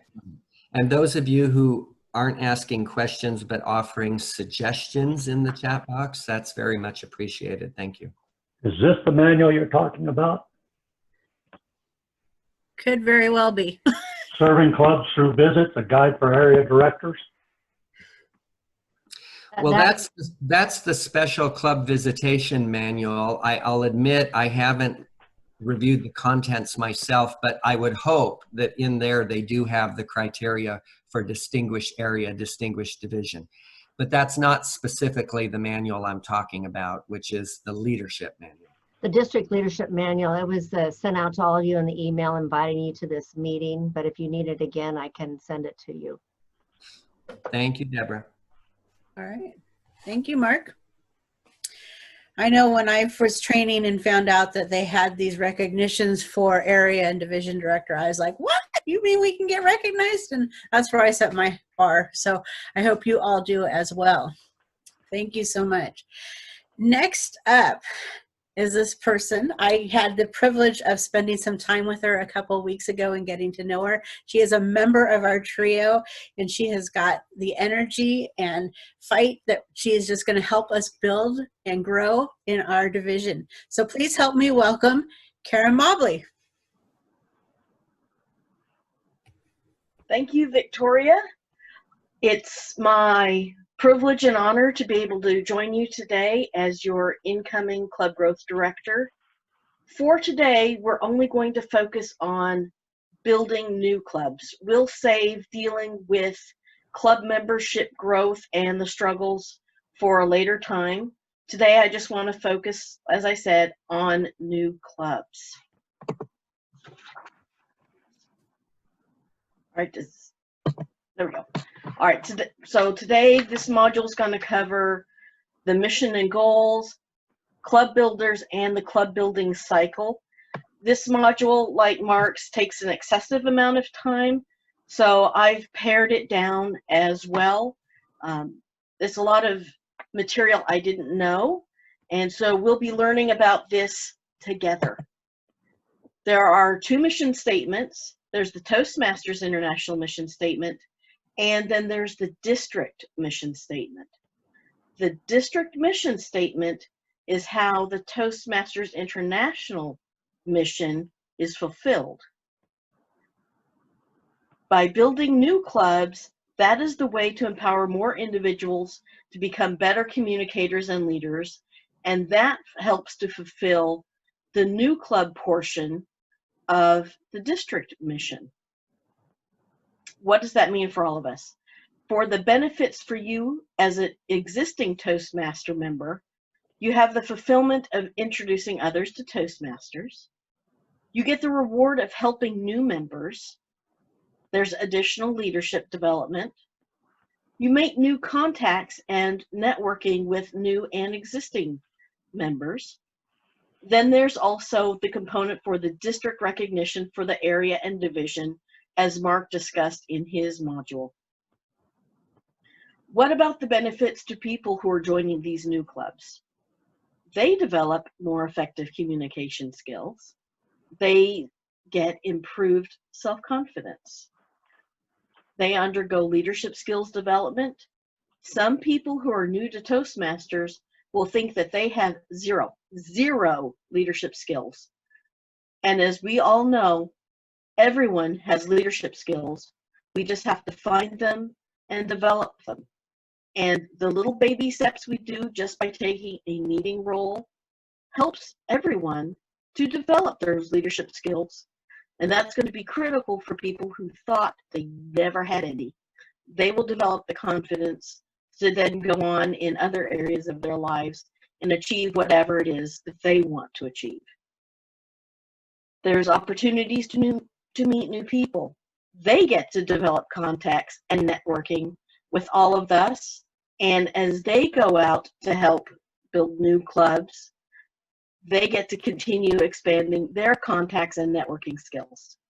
And of course, as I mentioned, there's that personal growth that we want all members to achieve. When it comes to new clubs, there's lots of things that are a benefit to us. Those involved in establishing new clubs and helping them grow gain in their communication and leadership experience as you take on these responsibilities. These aren't things you're necessarily going to have on your regular day-to-day Toastmaster experience. We get to push our boundaries a little bit. Take that next step outside of your boundaries of your comfort zone. And as a reminder, here you've got the last bullet point, you have support. Nobody builds a club alone. This is something to remember. It's critically important. Nobody does this alone. It takes a team, and it's from the top down, bottom up, all of us. Everyone in Toastmasters works together to help build these clubs. Everyone in different capacities, of course. So let's take a look at who our club builders are. As I mentioned, it's everyone. The areas and divisions will have some specific club growth goals. We've already discussed that. We have area and division directors who might be called on to fulfill duties in support of club building. So, the district director, what responsibilities does that role have? They are the point of contact from World Headquarters from their leads. It might be that World Headquarters has received phone calls, emails, maybe someone has reached out from the website asking for assistance to build a new club. That would be sent out to the district director, and those leads would then be passed out to whoever they think is the appropriate next step. Trade shows are something that we don't often think about, but World Headquarters members will attend trade shows to help expand the world of Toastmasters beyond what we might do at a club or a area, division, or even district level. Think about the people that they interact with at a much higher level than what we do. The district director is also going to be the one who puts the new clubs in some placement within the district.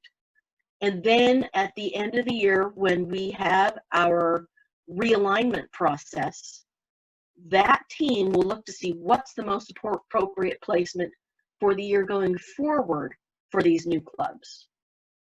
So as we build clubs during the year, they're going to be placed somewhere, usually within the area or division of those people who helped to make that club come to fruition. The club growth director, that would be me. I am responsible for recruiting, training, and supervising the club building team. I will be a point of contact for a lot of the leads that we receive, and it may be that I need help in making contact with these people on the leads. I might ask any one of you to say, hey, can you help me out? I need to make contact on this lead that we received. Can you help me? Excuse me. I might ask that you assist me with prospect visits. I'm certainly going to be present and helping to plan demonstration meetings, and I will do anything that I can to make sure that I am there for any and all demonstration meetings we put together. Granted, we're online, but that doesn't mean we can't have a demonstration meeting. It just means we've changed our venue and we have to do things a little bit differently. We will work together as a team to make those demonstration meetings possible and hopefully bring prospects into fruition as chartered clubs. Club sponsors have some very specific roles that I didn't know were a primary point of being a club sponsor. They are responsible for following up on leads, not just the club growth director or an area or division director. Club sponsors are supposed to be helping in this capacity. They are also supposed to serve as a point of contact for demonstration meetings, help recruit members in new clubs. They're showing the new club officers how to hold meetings and elect officers, which is something we generally think of in a different capacity. They are responsible for charter paperwork, fees, and dues, which is something we're all aware of, even though we might not be personally familiar with it.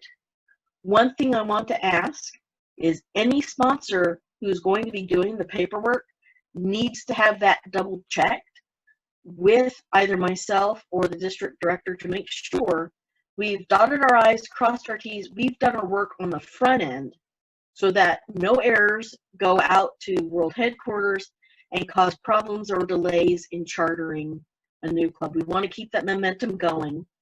Anything we can do on the front end to make it better will mean that we are more successful and keep the momentum going forward. A club sponsor is also responsible for planning the chartering presentation meeting. So that's when we have our new club, it's chartered, we're going to give them that formal piece of paper that is their charter. A lot of times we try and make sure they also have their new club banner, and we have this big presentation. The club sponsor is the one who's going to be responsible for setting up that initial meeting, and they do it in conjunction with the district director and the club growth director. For club mentors, some people think it's just a few months, just get them started. You don't really have to stick around. It's really responsible for the first 12 months. That's one of the qualifiers for getting credit. If a club charters partway through the year, so their first Toastmaster cycle isn't 12 months, it might be 14 months, 16 months, I would suggest that anyone being a club mentor stick around to get them through not just that stub period, but through an entire Toastmaster year. So they have their initial charter with their officers, the first Toastmaster membership renewal, officer training, and so forth, and then again to the second cycle. So they have a full 12-month Toastmaster year, plus that initial stub period from when they charter to the start of the Toastmaster year, just to make sure they know what's going on. They need to understand their duties, but they also need to know how to conduct their duties. It's all good to say, well, just read your manual, but if they don't know how to do those things, we're setting them up to fail, and I want us to make sure these people have every tool in their capacity to be a successful new club. Of course, we all know about making sure that the officers know what's going on with the education program, distinguished club program. Something we often forget about is helping to recruit and retain members for that new club. The club mentor is going to be responsible for showing them, how do you recruit people? How do you give them a good experience with the education program to keep those existing charter members as members? How do they do all of this? That's going to be the role of the club mentor. There's lots of support for club building.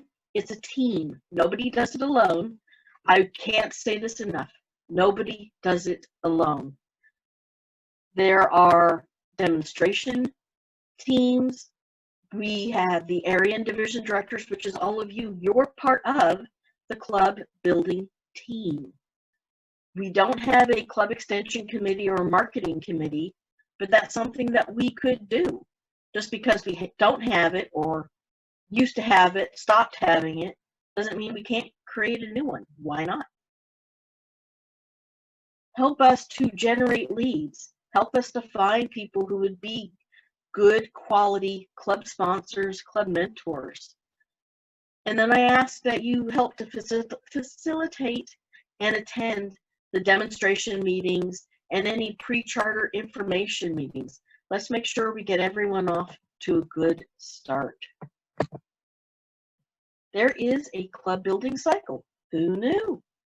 And yet we've got this lovely graphic here in front of us. Our leads can come from anywhere. It might be world headquarters. It could be someone from the clubs. Maybe it's from that grocery clerk you see at the store whenever you pick up your groceries. They might make some kind of an offhand comment that turns into a viable lead. You never know. Maybe it's that neighbor that always likes to sit and chat. They may say something that turns into a viable lead. They might have some great ideas. Work your network and those people that you talk to and see on a regular basis to see what they have that could be useful to us. To assess your existing clubs and identify opportunities, there are some questions that we should ask.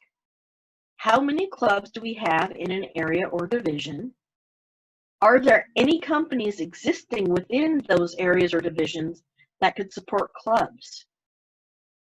Are there any companies that sponsor clubs at other branches or locations that they have that maybe just in that particular area where you're at doesn't have one?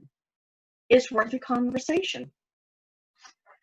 When are meetings being held?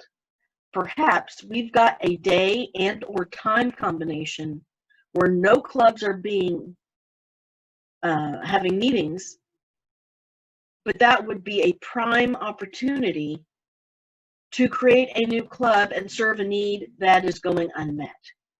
It's worth looking at these questions and answering them and find where our opportunities are.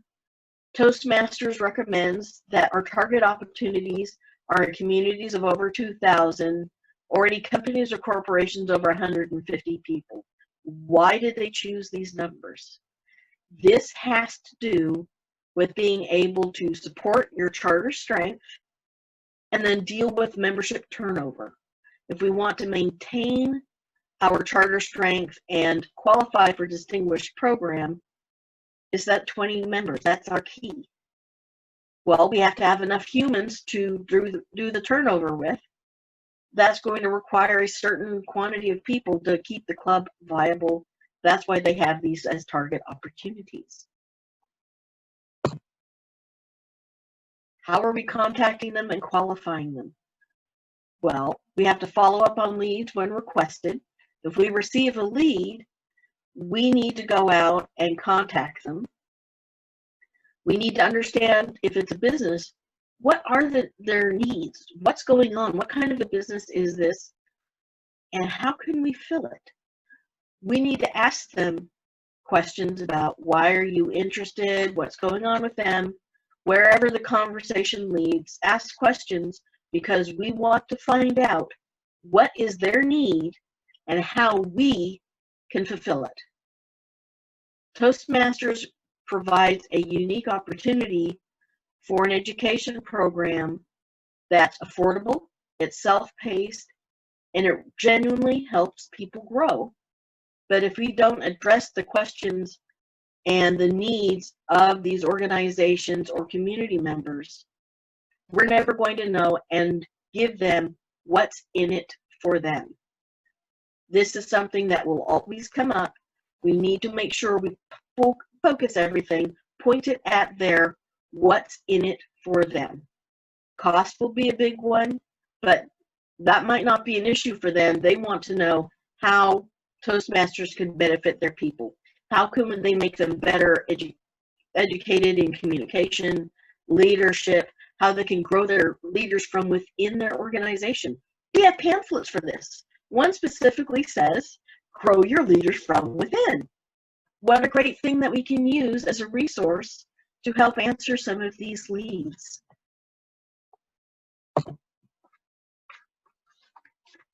Conducting demonstration meetings. That's going to be a team of people, and it's going to be a limited team of people that we select for a particular meeting out of the whole group of people. If we have 50 people on our demonstration team meeting, we don't need all 50 of them to go to a particular meeting. We choose our subset and we go in and conduct the meeting. We dress professionally, we conduct ourselves professionally.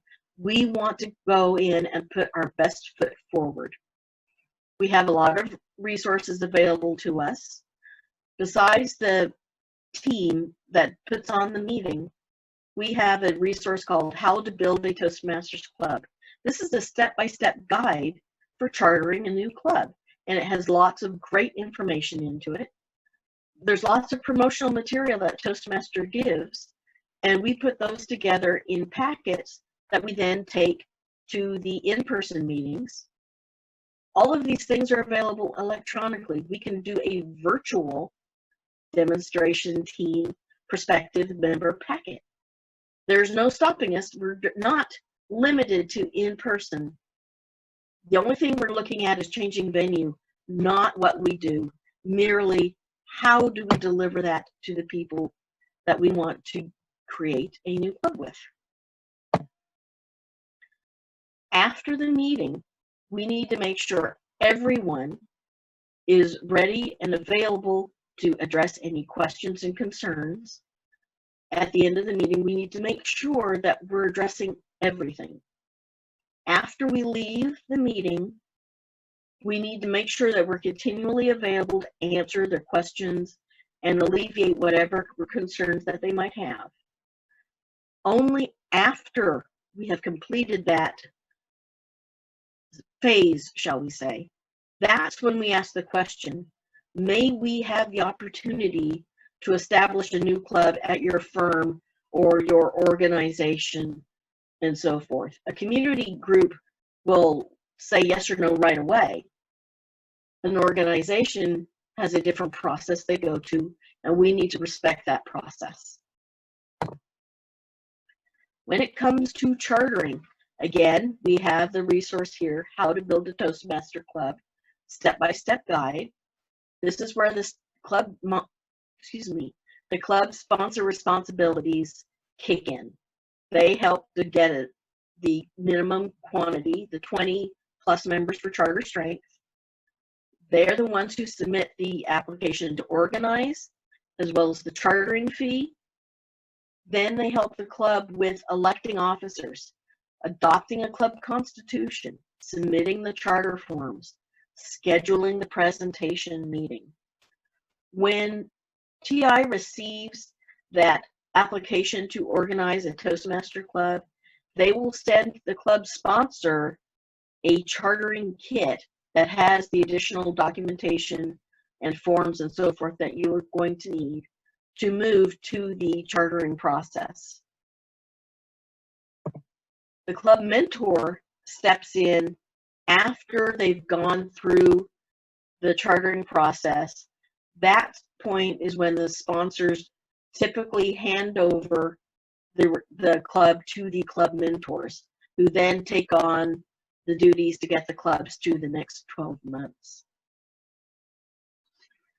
An interesting thing that happens here that we should explore more and open ourselves up to is that new club members in this new charter club could be a valuable source of new club leads. We need to make sure we wrap that in as part of what happens when a mentor is taking that club through its new process of the year, so they understand everything that happens. What do the officers do? How do they do it? What do the club roles do? How do they do it? How do they maintain their membership strength? And on it goes. That's all falls into the club mentor responsibilities. And then we start the cycle all over again. And we just keep it continually going. So here we come to the end. We need to think about how important club building is. Who's involved? We all are involved. Area and division directors have the opportunities to be part of this club building team. And we need to make sure that we remember that new clubs allow more people access to the benefits of Toastmasters. And I look forward to working with all of you to help us build District 9 back up to strength and to build lots of new, healthy, sustainable clubs for the future. Madam Toastmaster. Thank you, Karen. Did we have any questions that came in that we need Karen to address? It looks like Mark already answered Elaine Kelly's question about if there's any current policies preventing clubs from meeting in person due to the COVID-19 restrictions. Okay. And just to reiterate there, Mark says that in terms of being allowed to meet in person, clubs should probably follow the local guidelines of their county and state as to group gatherings, and they're going to differ, so you just have to be aware of where you're located, what those restrictions are. So Right. deferring to that. And it looks like we just got in a question from Deb B. Will our base be 61 in July or 69? That is a very good question. Due to the fact that TI has graciously extended some people's time frame for paying dues and stuff, we may not have that answer until maybe September, but it will not be 69. Right now it'll be 61, but it's fluid right now due to the COVID. Normally it would be whatever that number is, that would be what it would be starting July 1, it would be that 61 number. But there's some incentives, there's some recognitions that I'll talk about later that lead me to think that it may be even September when there's one award called the Great Revival, which leads me to think if they win that revival by September, my number is going to change. So it makes it a little bit hard to say what the number is today. Thank you, Deborah. And then Karen, question from Sean. What is in a new club kit for education material, given that it used to be the CCCL? I do not know what is in the new club charter kit. That's something that I will have to look into. And I will get back to everyone in the team so that way everyone is prepared ahead of time. All right. From Deb B, what is the fastest timeline to start a new club? I don't know that there is one. I think each one will have its own unique process of how they come into being and how long it takes to get them to that chartering ceremony. All right, thanks. A couple more questions here. Mark is asking, do gavel clubs count toward this base number? They do not. Sorry. Oh, looks like that's the last question. All right, there you go. A lot of good questions, Karen. All right, everyone, we have hit the 7th inning stretch. It is time again to get up for a little bit, stretch, grab some. Okay. Want to move us right along. How'd you go? How'd you like that? Very good. Good. It was kind of fun popping in and out. I felt like Casper the Ghost. I've got the dates. If you want to put the dates in the chat box or send me an email so I can put them up on the calendar, I'd appreciate that. You should all have my email by now. Let me get back over to wrapping this up.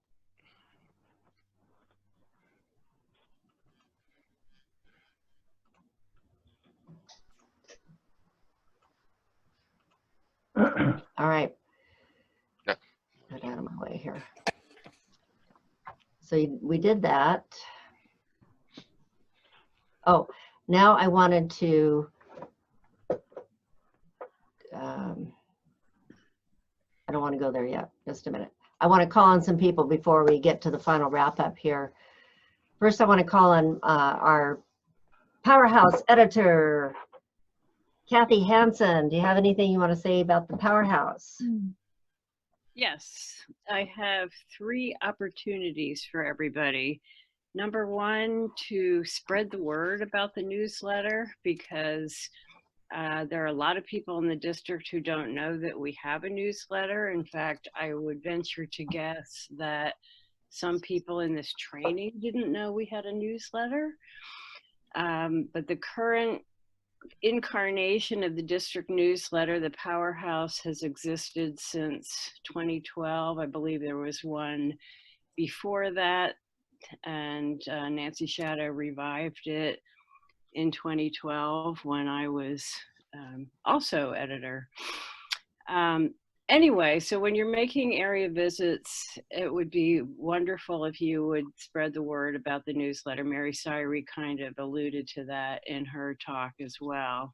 You know, tell people if they want to know what's going on in the district, the newsletter is a great way to find out. The second item Mary Syrie also alluded to, which is contribute articles to the newsletter. And there's a wide range of possibilities here. If you just have, you know, ideas or success stories that have worked in your clubs that you would like to share with the district, best practices. If there's a particular club doing something really interesting that merits a report, or individual members, we'd love to have articles about those. We're looking at very short articles this year, trying to streamline and make it as concise as possible. And the third item is not so much important right now when we're mostly meeting online, but as we ease into meeting and having events and trainings and contests in person, and of course we are looking at having our 2021 conference in person, I would really love to recruit some photographers. Perhaps one photographer in each division. So you might want to be thinking about or asking about if there are any good photographers or people who enjoy photography in your areas and divisions. But thank you very much, and I appreciate your support and hope we can get the word out about the newsletter. Thank you, Kathy, very much. Oh. We have one question really fast here, sorry, from Gary. He says, do you have a redacted version of the Powerhouse for prison clubs? Darlene did mention that to me, and I recall that we did that before, so I am planning to continue that practice. Thank you. Good question. Thank you very much. I have a question. Who do we actually send requests to get into the Powerhouse to now? To you, Kathy? That would be me, and I can put my email address in the chat. Okay. Kathy has some deadlines too. The 15th of the month for the Oh, did you want to talk about those two issues you were going to do, the June, the first of the month issue and then the mid-month issue? Oh yes, we're also planning to, so that we can keep the main newsletter streamlined, we want to do a main newsletter at the beginning of the month and then a mid-month newsletter that's very event and date and calendar driven, that'll just remind people of dates and deadlines and so forth. Thank you. All right. Mark Havens, Public Relations Manager, any comments? No, I think actually Kathy talking about how the new structure for the newsletter will be set up. I think that just about covers the most important things. So thank you. All right. Thank you. Brenda Pangborn, was there a question there before Brenda Pangborn. Well, first of all, we're still on media. I see Darlene Marquardt. Darlene, want to say anything about the website? The main thing about the website is that I just need to make sure that I'm given information in a timely manner so that I can post it on the website as soon as I get it, and I try to do that. Sometimes it might take a day or so, but I usually try to get it all posted as soon as I can. So make sure that if there's something going on I need to know, that you let me know it. Okay. Don't make your emergency her emergency, right? Right. All right, I'm going to call on our two financial managers here today. Brenda Pangborn has been our financial manager this past year. And Brenda, you want to say anything? Were we going to answer that one question about budgets for area and division governors?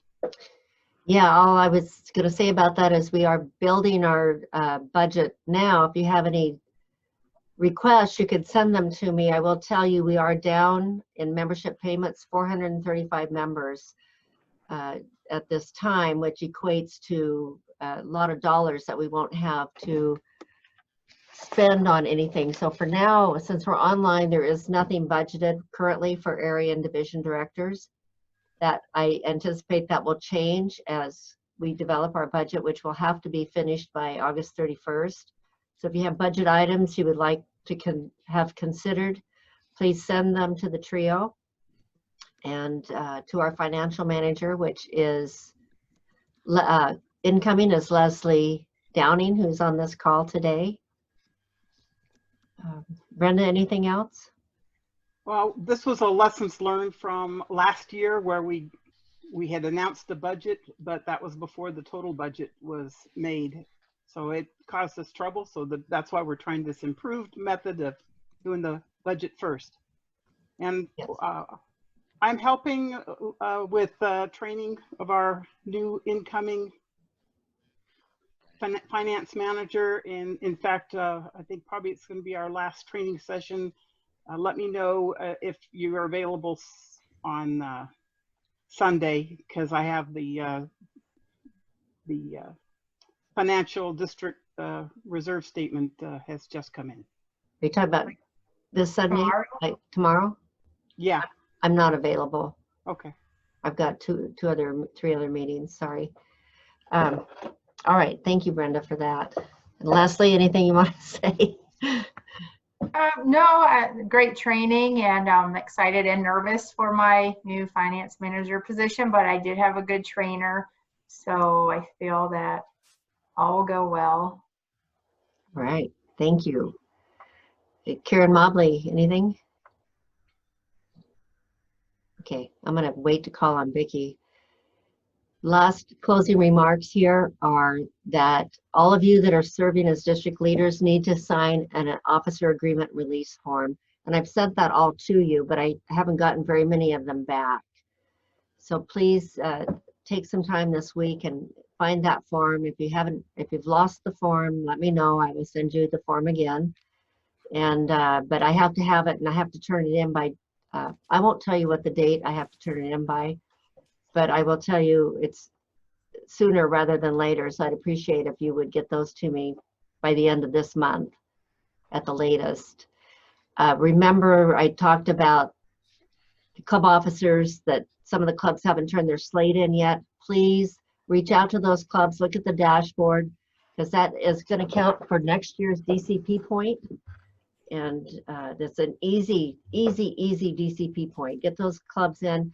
What I've been encouraging some clubs to do, if they're not meeting, just have them go ahead and enroll the same officers, and then as soon as they start meeting, they can vote new officers in, and they can change that up until August 31st.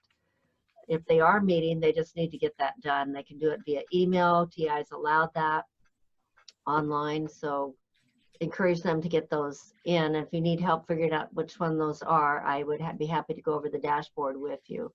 But as Nike says, you know, just do it.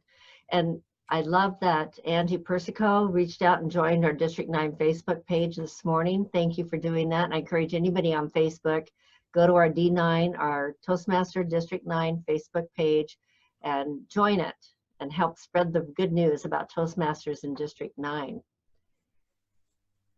I will remind you to begin. A journey of 1,000 steps begins with that first one. Believe you can do it and achieve it. And I will call on Vicki to wrap up our training here today unless there's anything else. Deborah, we do have a couple more questions that okay. came in. Sure. Elaine is asking if you have any tips on how the area or the division should handle swag without a budget. So the, I'm not sure what swag is, but district does get marketing materials.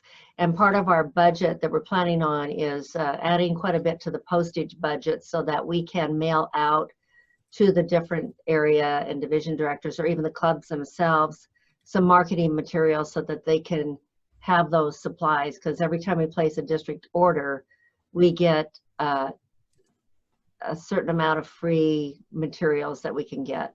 So for now, that's what our plan is for that. Okay. And then Gary asked if he needs to have the letter signed by the prison club incoming area governor. Oh boy. Oh. Gary, I'll have to check on TI with that. Probably for Nancy. Nancy Shadow, do you know? I won't have access to them either. I know, but I mean, in the past, has the liaison signed it or has the member himself signed it?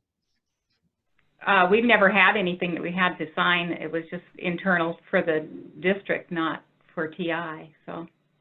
Oh, that's interesting. Okay. I'm learning. We're all learning each year as we get into these positions, and this is, I'm glad I'm asking these questions because I may be creating work that isn't necessary. Thank you. Right. Just a couple more questions here. Luis is wondering if we, or where we can find access to the 2021 calendar. Okay, I believe that was emailed out last night, but I can get it to you again. Thank you. And then Deb B is wondering, will we have quote unquote district bucks? I'm sure we're going to have some incentives. We haven't got those planned yet. We're still in the budget planning phase, but I know Vicki and Karen are going to be working on some incentives that they have going forward. We are still in the fourth quarter. Thanks for that segue, because the fourth quarter challenge is still on, and that was the step up challenge. Any club that stepped up from where they were last year qualifies for some district bucks. I think it's $15 in district bucks. You get, so if you were not distinguished last year and you step up this year and become distinguished, you get 15 bucks. Your club does to spend. And how the district bucks work, you tell me what you want from TI, and we place one big order together, and then we somehow miraculously will get it out to you. And then if you, the next step up is you were distinguished last year, you step up to select. There you go, you stepped up, you get that prize. If you were not, if you were select and now you stepped up to presidents, holy cow, you get to be have some district bucks to spend. And if you were presidents and you stayed the course and you did it again, you also get district bucks. So that's the Step Up Challenge, and we have 2 weeks left in this year for clubs to step it up. All right, thanks, Deborah. I think those are the last of the questions from the chat box.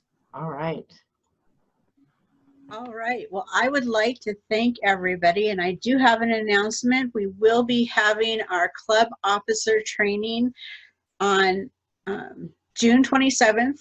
It's 2 weeks from today. We want to try and get as many club officers trained that day. The district will be involved quite heavily in this, but our division directors will be taking part in training as well for our club officers. I will be sending more information to our district officers. And I am happy to announce that we will also be having a keynote speaker at our club officer training. It is Rich Hopkins. He is, I believe, from our district at one point. Is that correct, Deborah? Okay. And he was also in the movie Speak. I watched it a couple nights ago, and it was very interesting. Being a Toastmaster, I was very intrigued by the whole process. So check that out if you haven't seen that movie. It is very interesting, and I'm excited to have him come and speak to our group. The training will be from 9 until 1, just like this. The reason why we're keeping it shorter, because as you know, we used to have to drive 2 hours wherever it was, then spend about 6 to 8 hours all together, which is wonderful to see everybody, and then drive another 2 hours. But what we've done is, because it's on Zoom, first of all, we don't have to travel 2 hours each way. And then who wants to sit for 8 hours? We don't. So we're kind of breaking it up. There's a little bit more training throughout the year.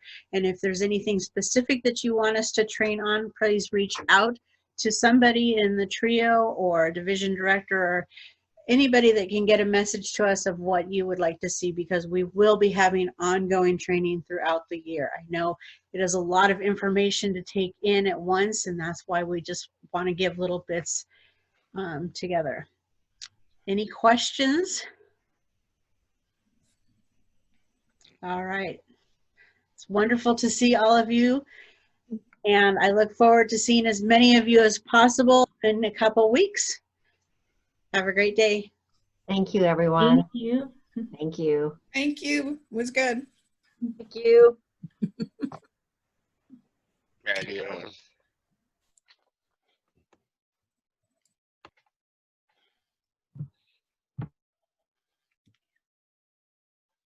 Hey, if I'm looking for Stan's email,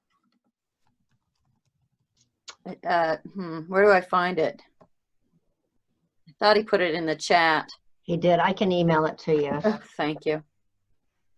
I realized I should have written it down. I was blithely thinking, oh, I'll just get it. I just exported the chat. If you want to, you can do the same thing. There's the ellipsis in the chat window. Yes. And if you click on more, you can save the chat and then okay. access it later if you want. Thank you so much, everybody. That Thank was you. enlightening. Bye. Deborah, quick question for you. Yeah. For the minutes and attendance in the next couple of days, would that be a good time frame to get that all back to you? Sure, that's great. Okay, perfect. Thanks. Thank you so much for your help today. Sure All of you. thing. Great. Deborah? Yeah. A question, does someone in like my role need to sign this officer agreement, or is that just division and area? Well, I don't know now. I need to research that. I was told they have to turn it in by a certain date, so I need to research. Well, I don't think I was sent any form. Maybe it's just for people eligible for those awards. Area and district director. Yeah, I need to check. It was a box that I was checking off that I inherited, and so I didn't think to question it. Okay. But now I'm going to. Yeah. No problem. Right. Deborah, swag is all the free stuff that you can give away. Right, like the trifolds and the that. Or a pen or a Yeah, well, the pens and pencils aren't free, but yes, that's what they're coming. Gavel. They're coming, but we can't until we know what our dollars are and get the budget set. We can't, last year we promised everybody $100 per division, but we haven't set the budget yet, but they went ahead and went out and spent, some of them went out and spent the $100, and then I had to be Guido and go back and tell them we can't refund you that money. So Guido, I have a question. Why Yeah. don't most of the clubs have a budget? I mean, maybe it's because they wax and wane, but our club has a cushion in there for that sort of thing. I think a lot of clubs do have a budget. They just necessarily don't want to take the time to order and place orders. And I know Mark has spoken about this many times, and I carried it to heart when I was a club member. If you're placing an order at the TI store, make sure you always get the free things that come with it. And even clubs can get free material. So, and I think part of the other stuff about area and division is there's some trophies and awards and stuff that do cost some money. And so we're going to see what we can do, but that's going to take us some time to develop that. Sure. Okay. All right. Well, thank you so much. Do you need Stan's email or do you got it? Got it. Thank you. Okay. I found it. All right. Thank you. Bye. Bye. Bye. Bye. Well, all right, Mark. So you were out in the party room? Yeah, you weren't in there. I Oh, think wow. I think it went pretty good. I was really impressed in Division D because she was really taking them through the paces and stuff. It was Good. Well, good. yeah. I think she's been in a Toastmaster in a different district before. I suspect. Well, Kathy said, wasn't she? And I said, I don't know. I think she does. She's very on top of things, so it's great. Nice. All right. Anything else for the good of the order? No, great job. I think it went quite well. No, I got a lot of good ideas for articles or other topics, and I'll be discussing that with Kathy Hansen so we can follow through on a number of things. Okay. And then, Vicki, if you could get an evaluation form out. Yes. Oh, I wonder if we were going to do that. Yeah. Have you, you can create a form in Google Drive, but I don't know how you want to do it, but I'll leave that up to you. Okay. Mark Johnson, thank you so much for being a rock star here today. No problem. You did a great job. Thank you. All right. Oh, I'll be better next time. See y'all. That'll be next 2 weeks from today. Yeah. I have 2 weeks to practice all my right. Talk to you mistakes later. over and over again. Hey, good job, all three of you. Thank you. Bye-bye. Thank you. Adios.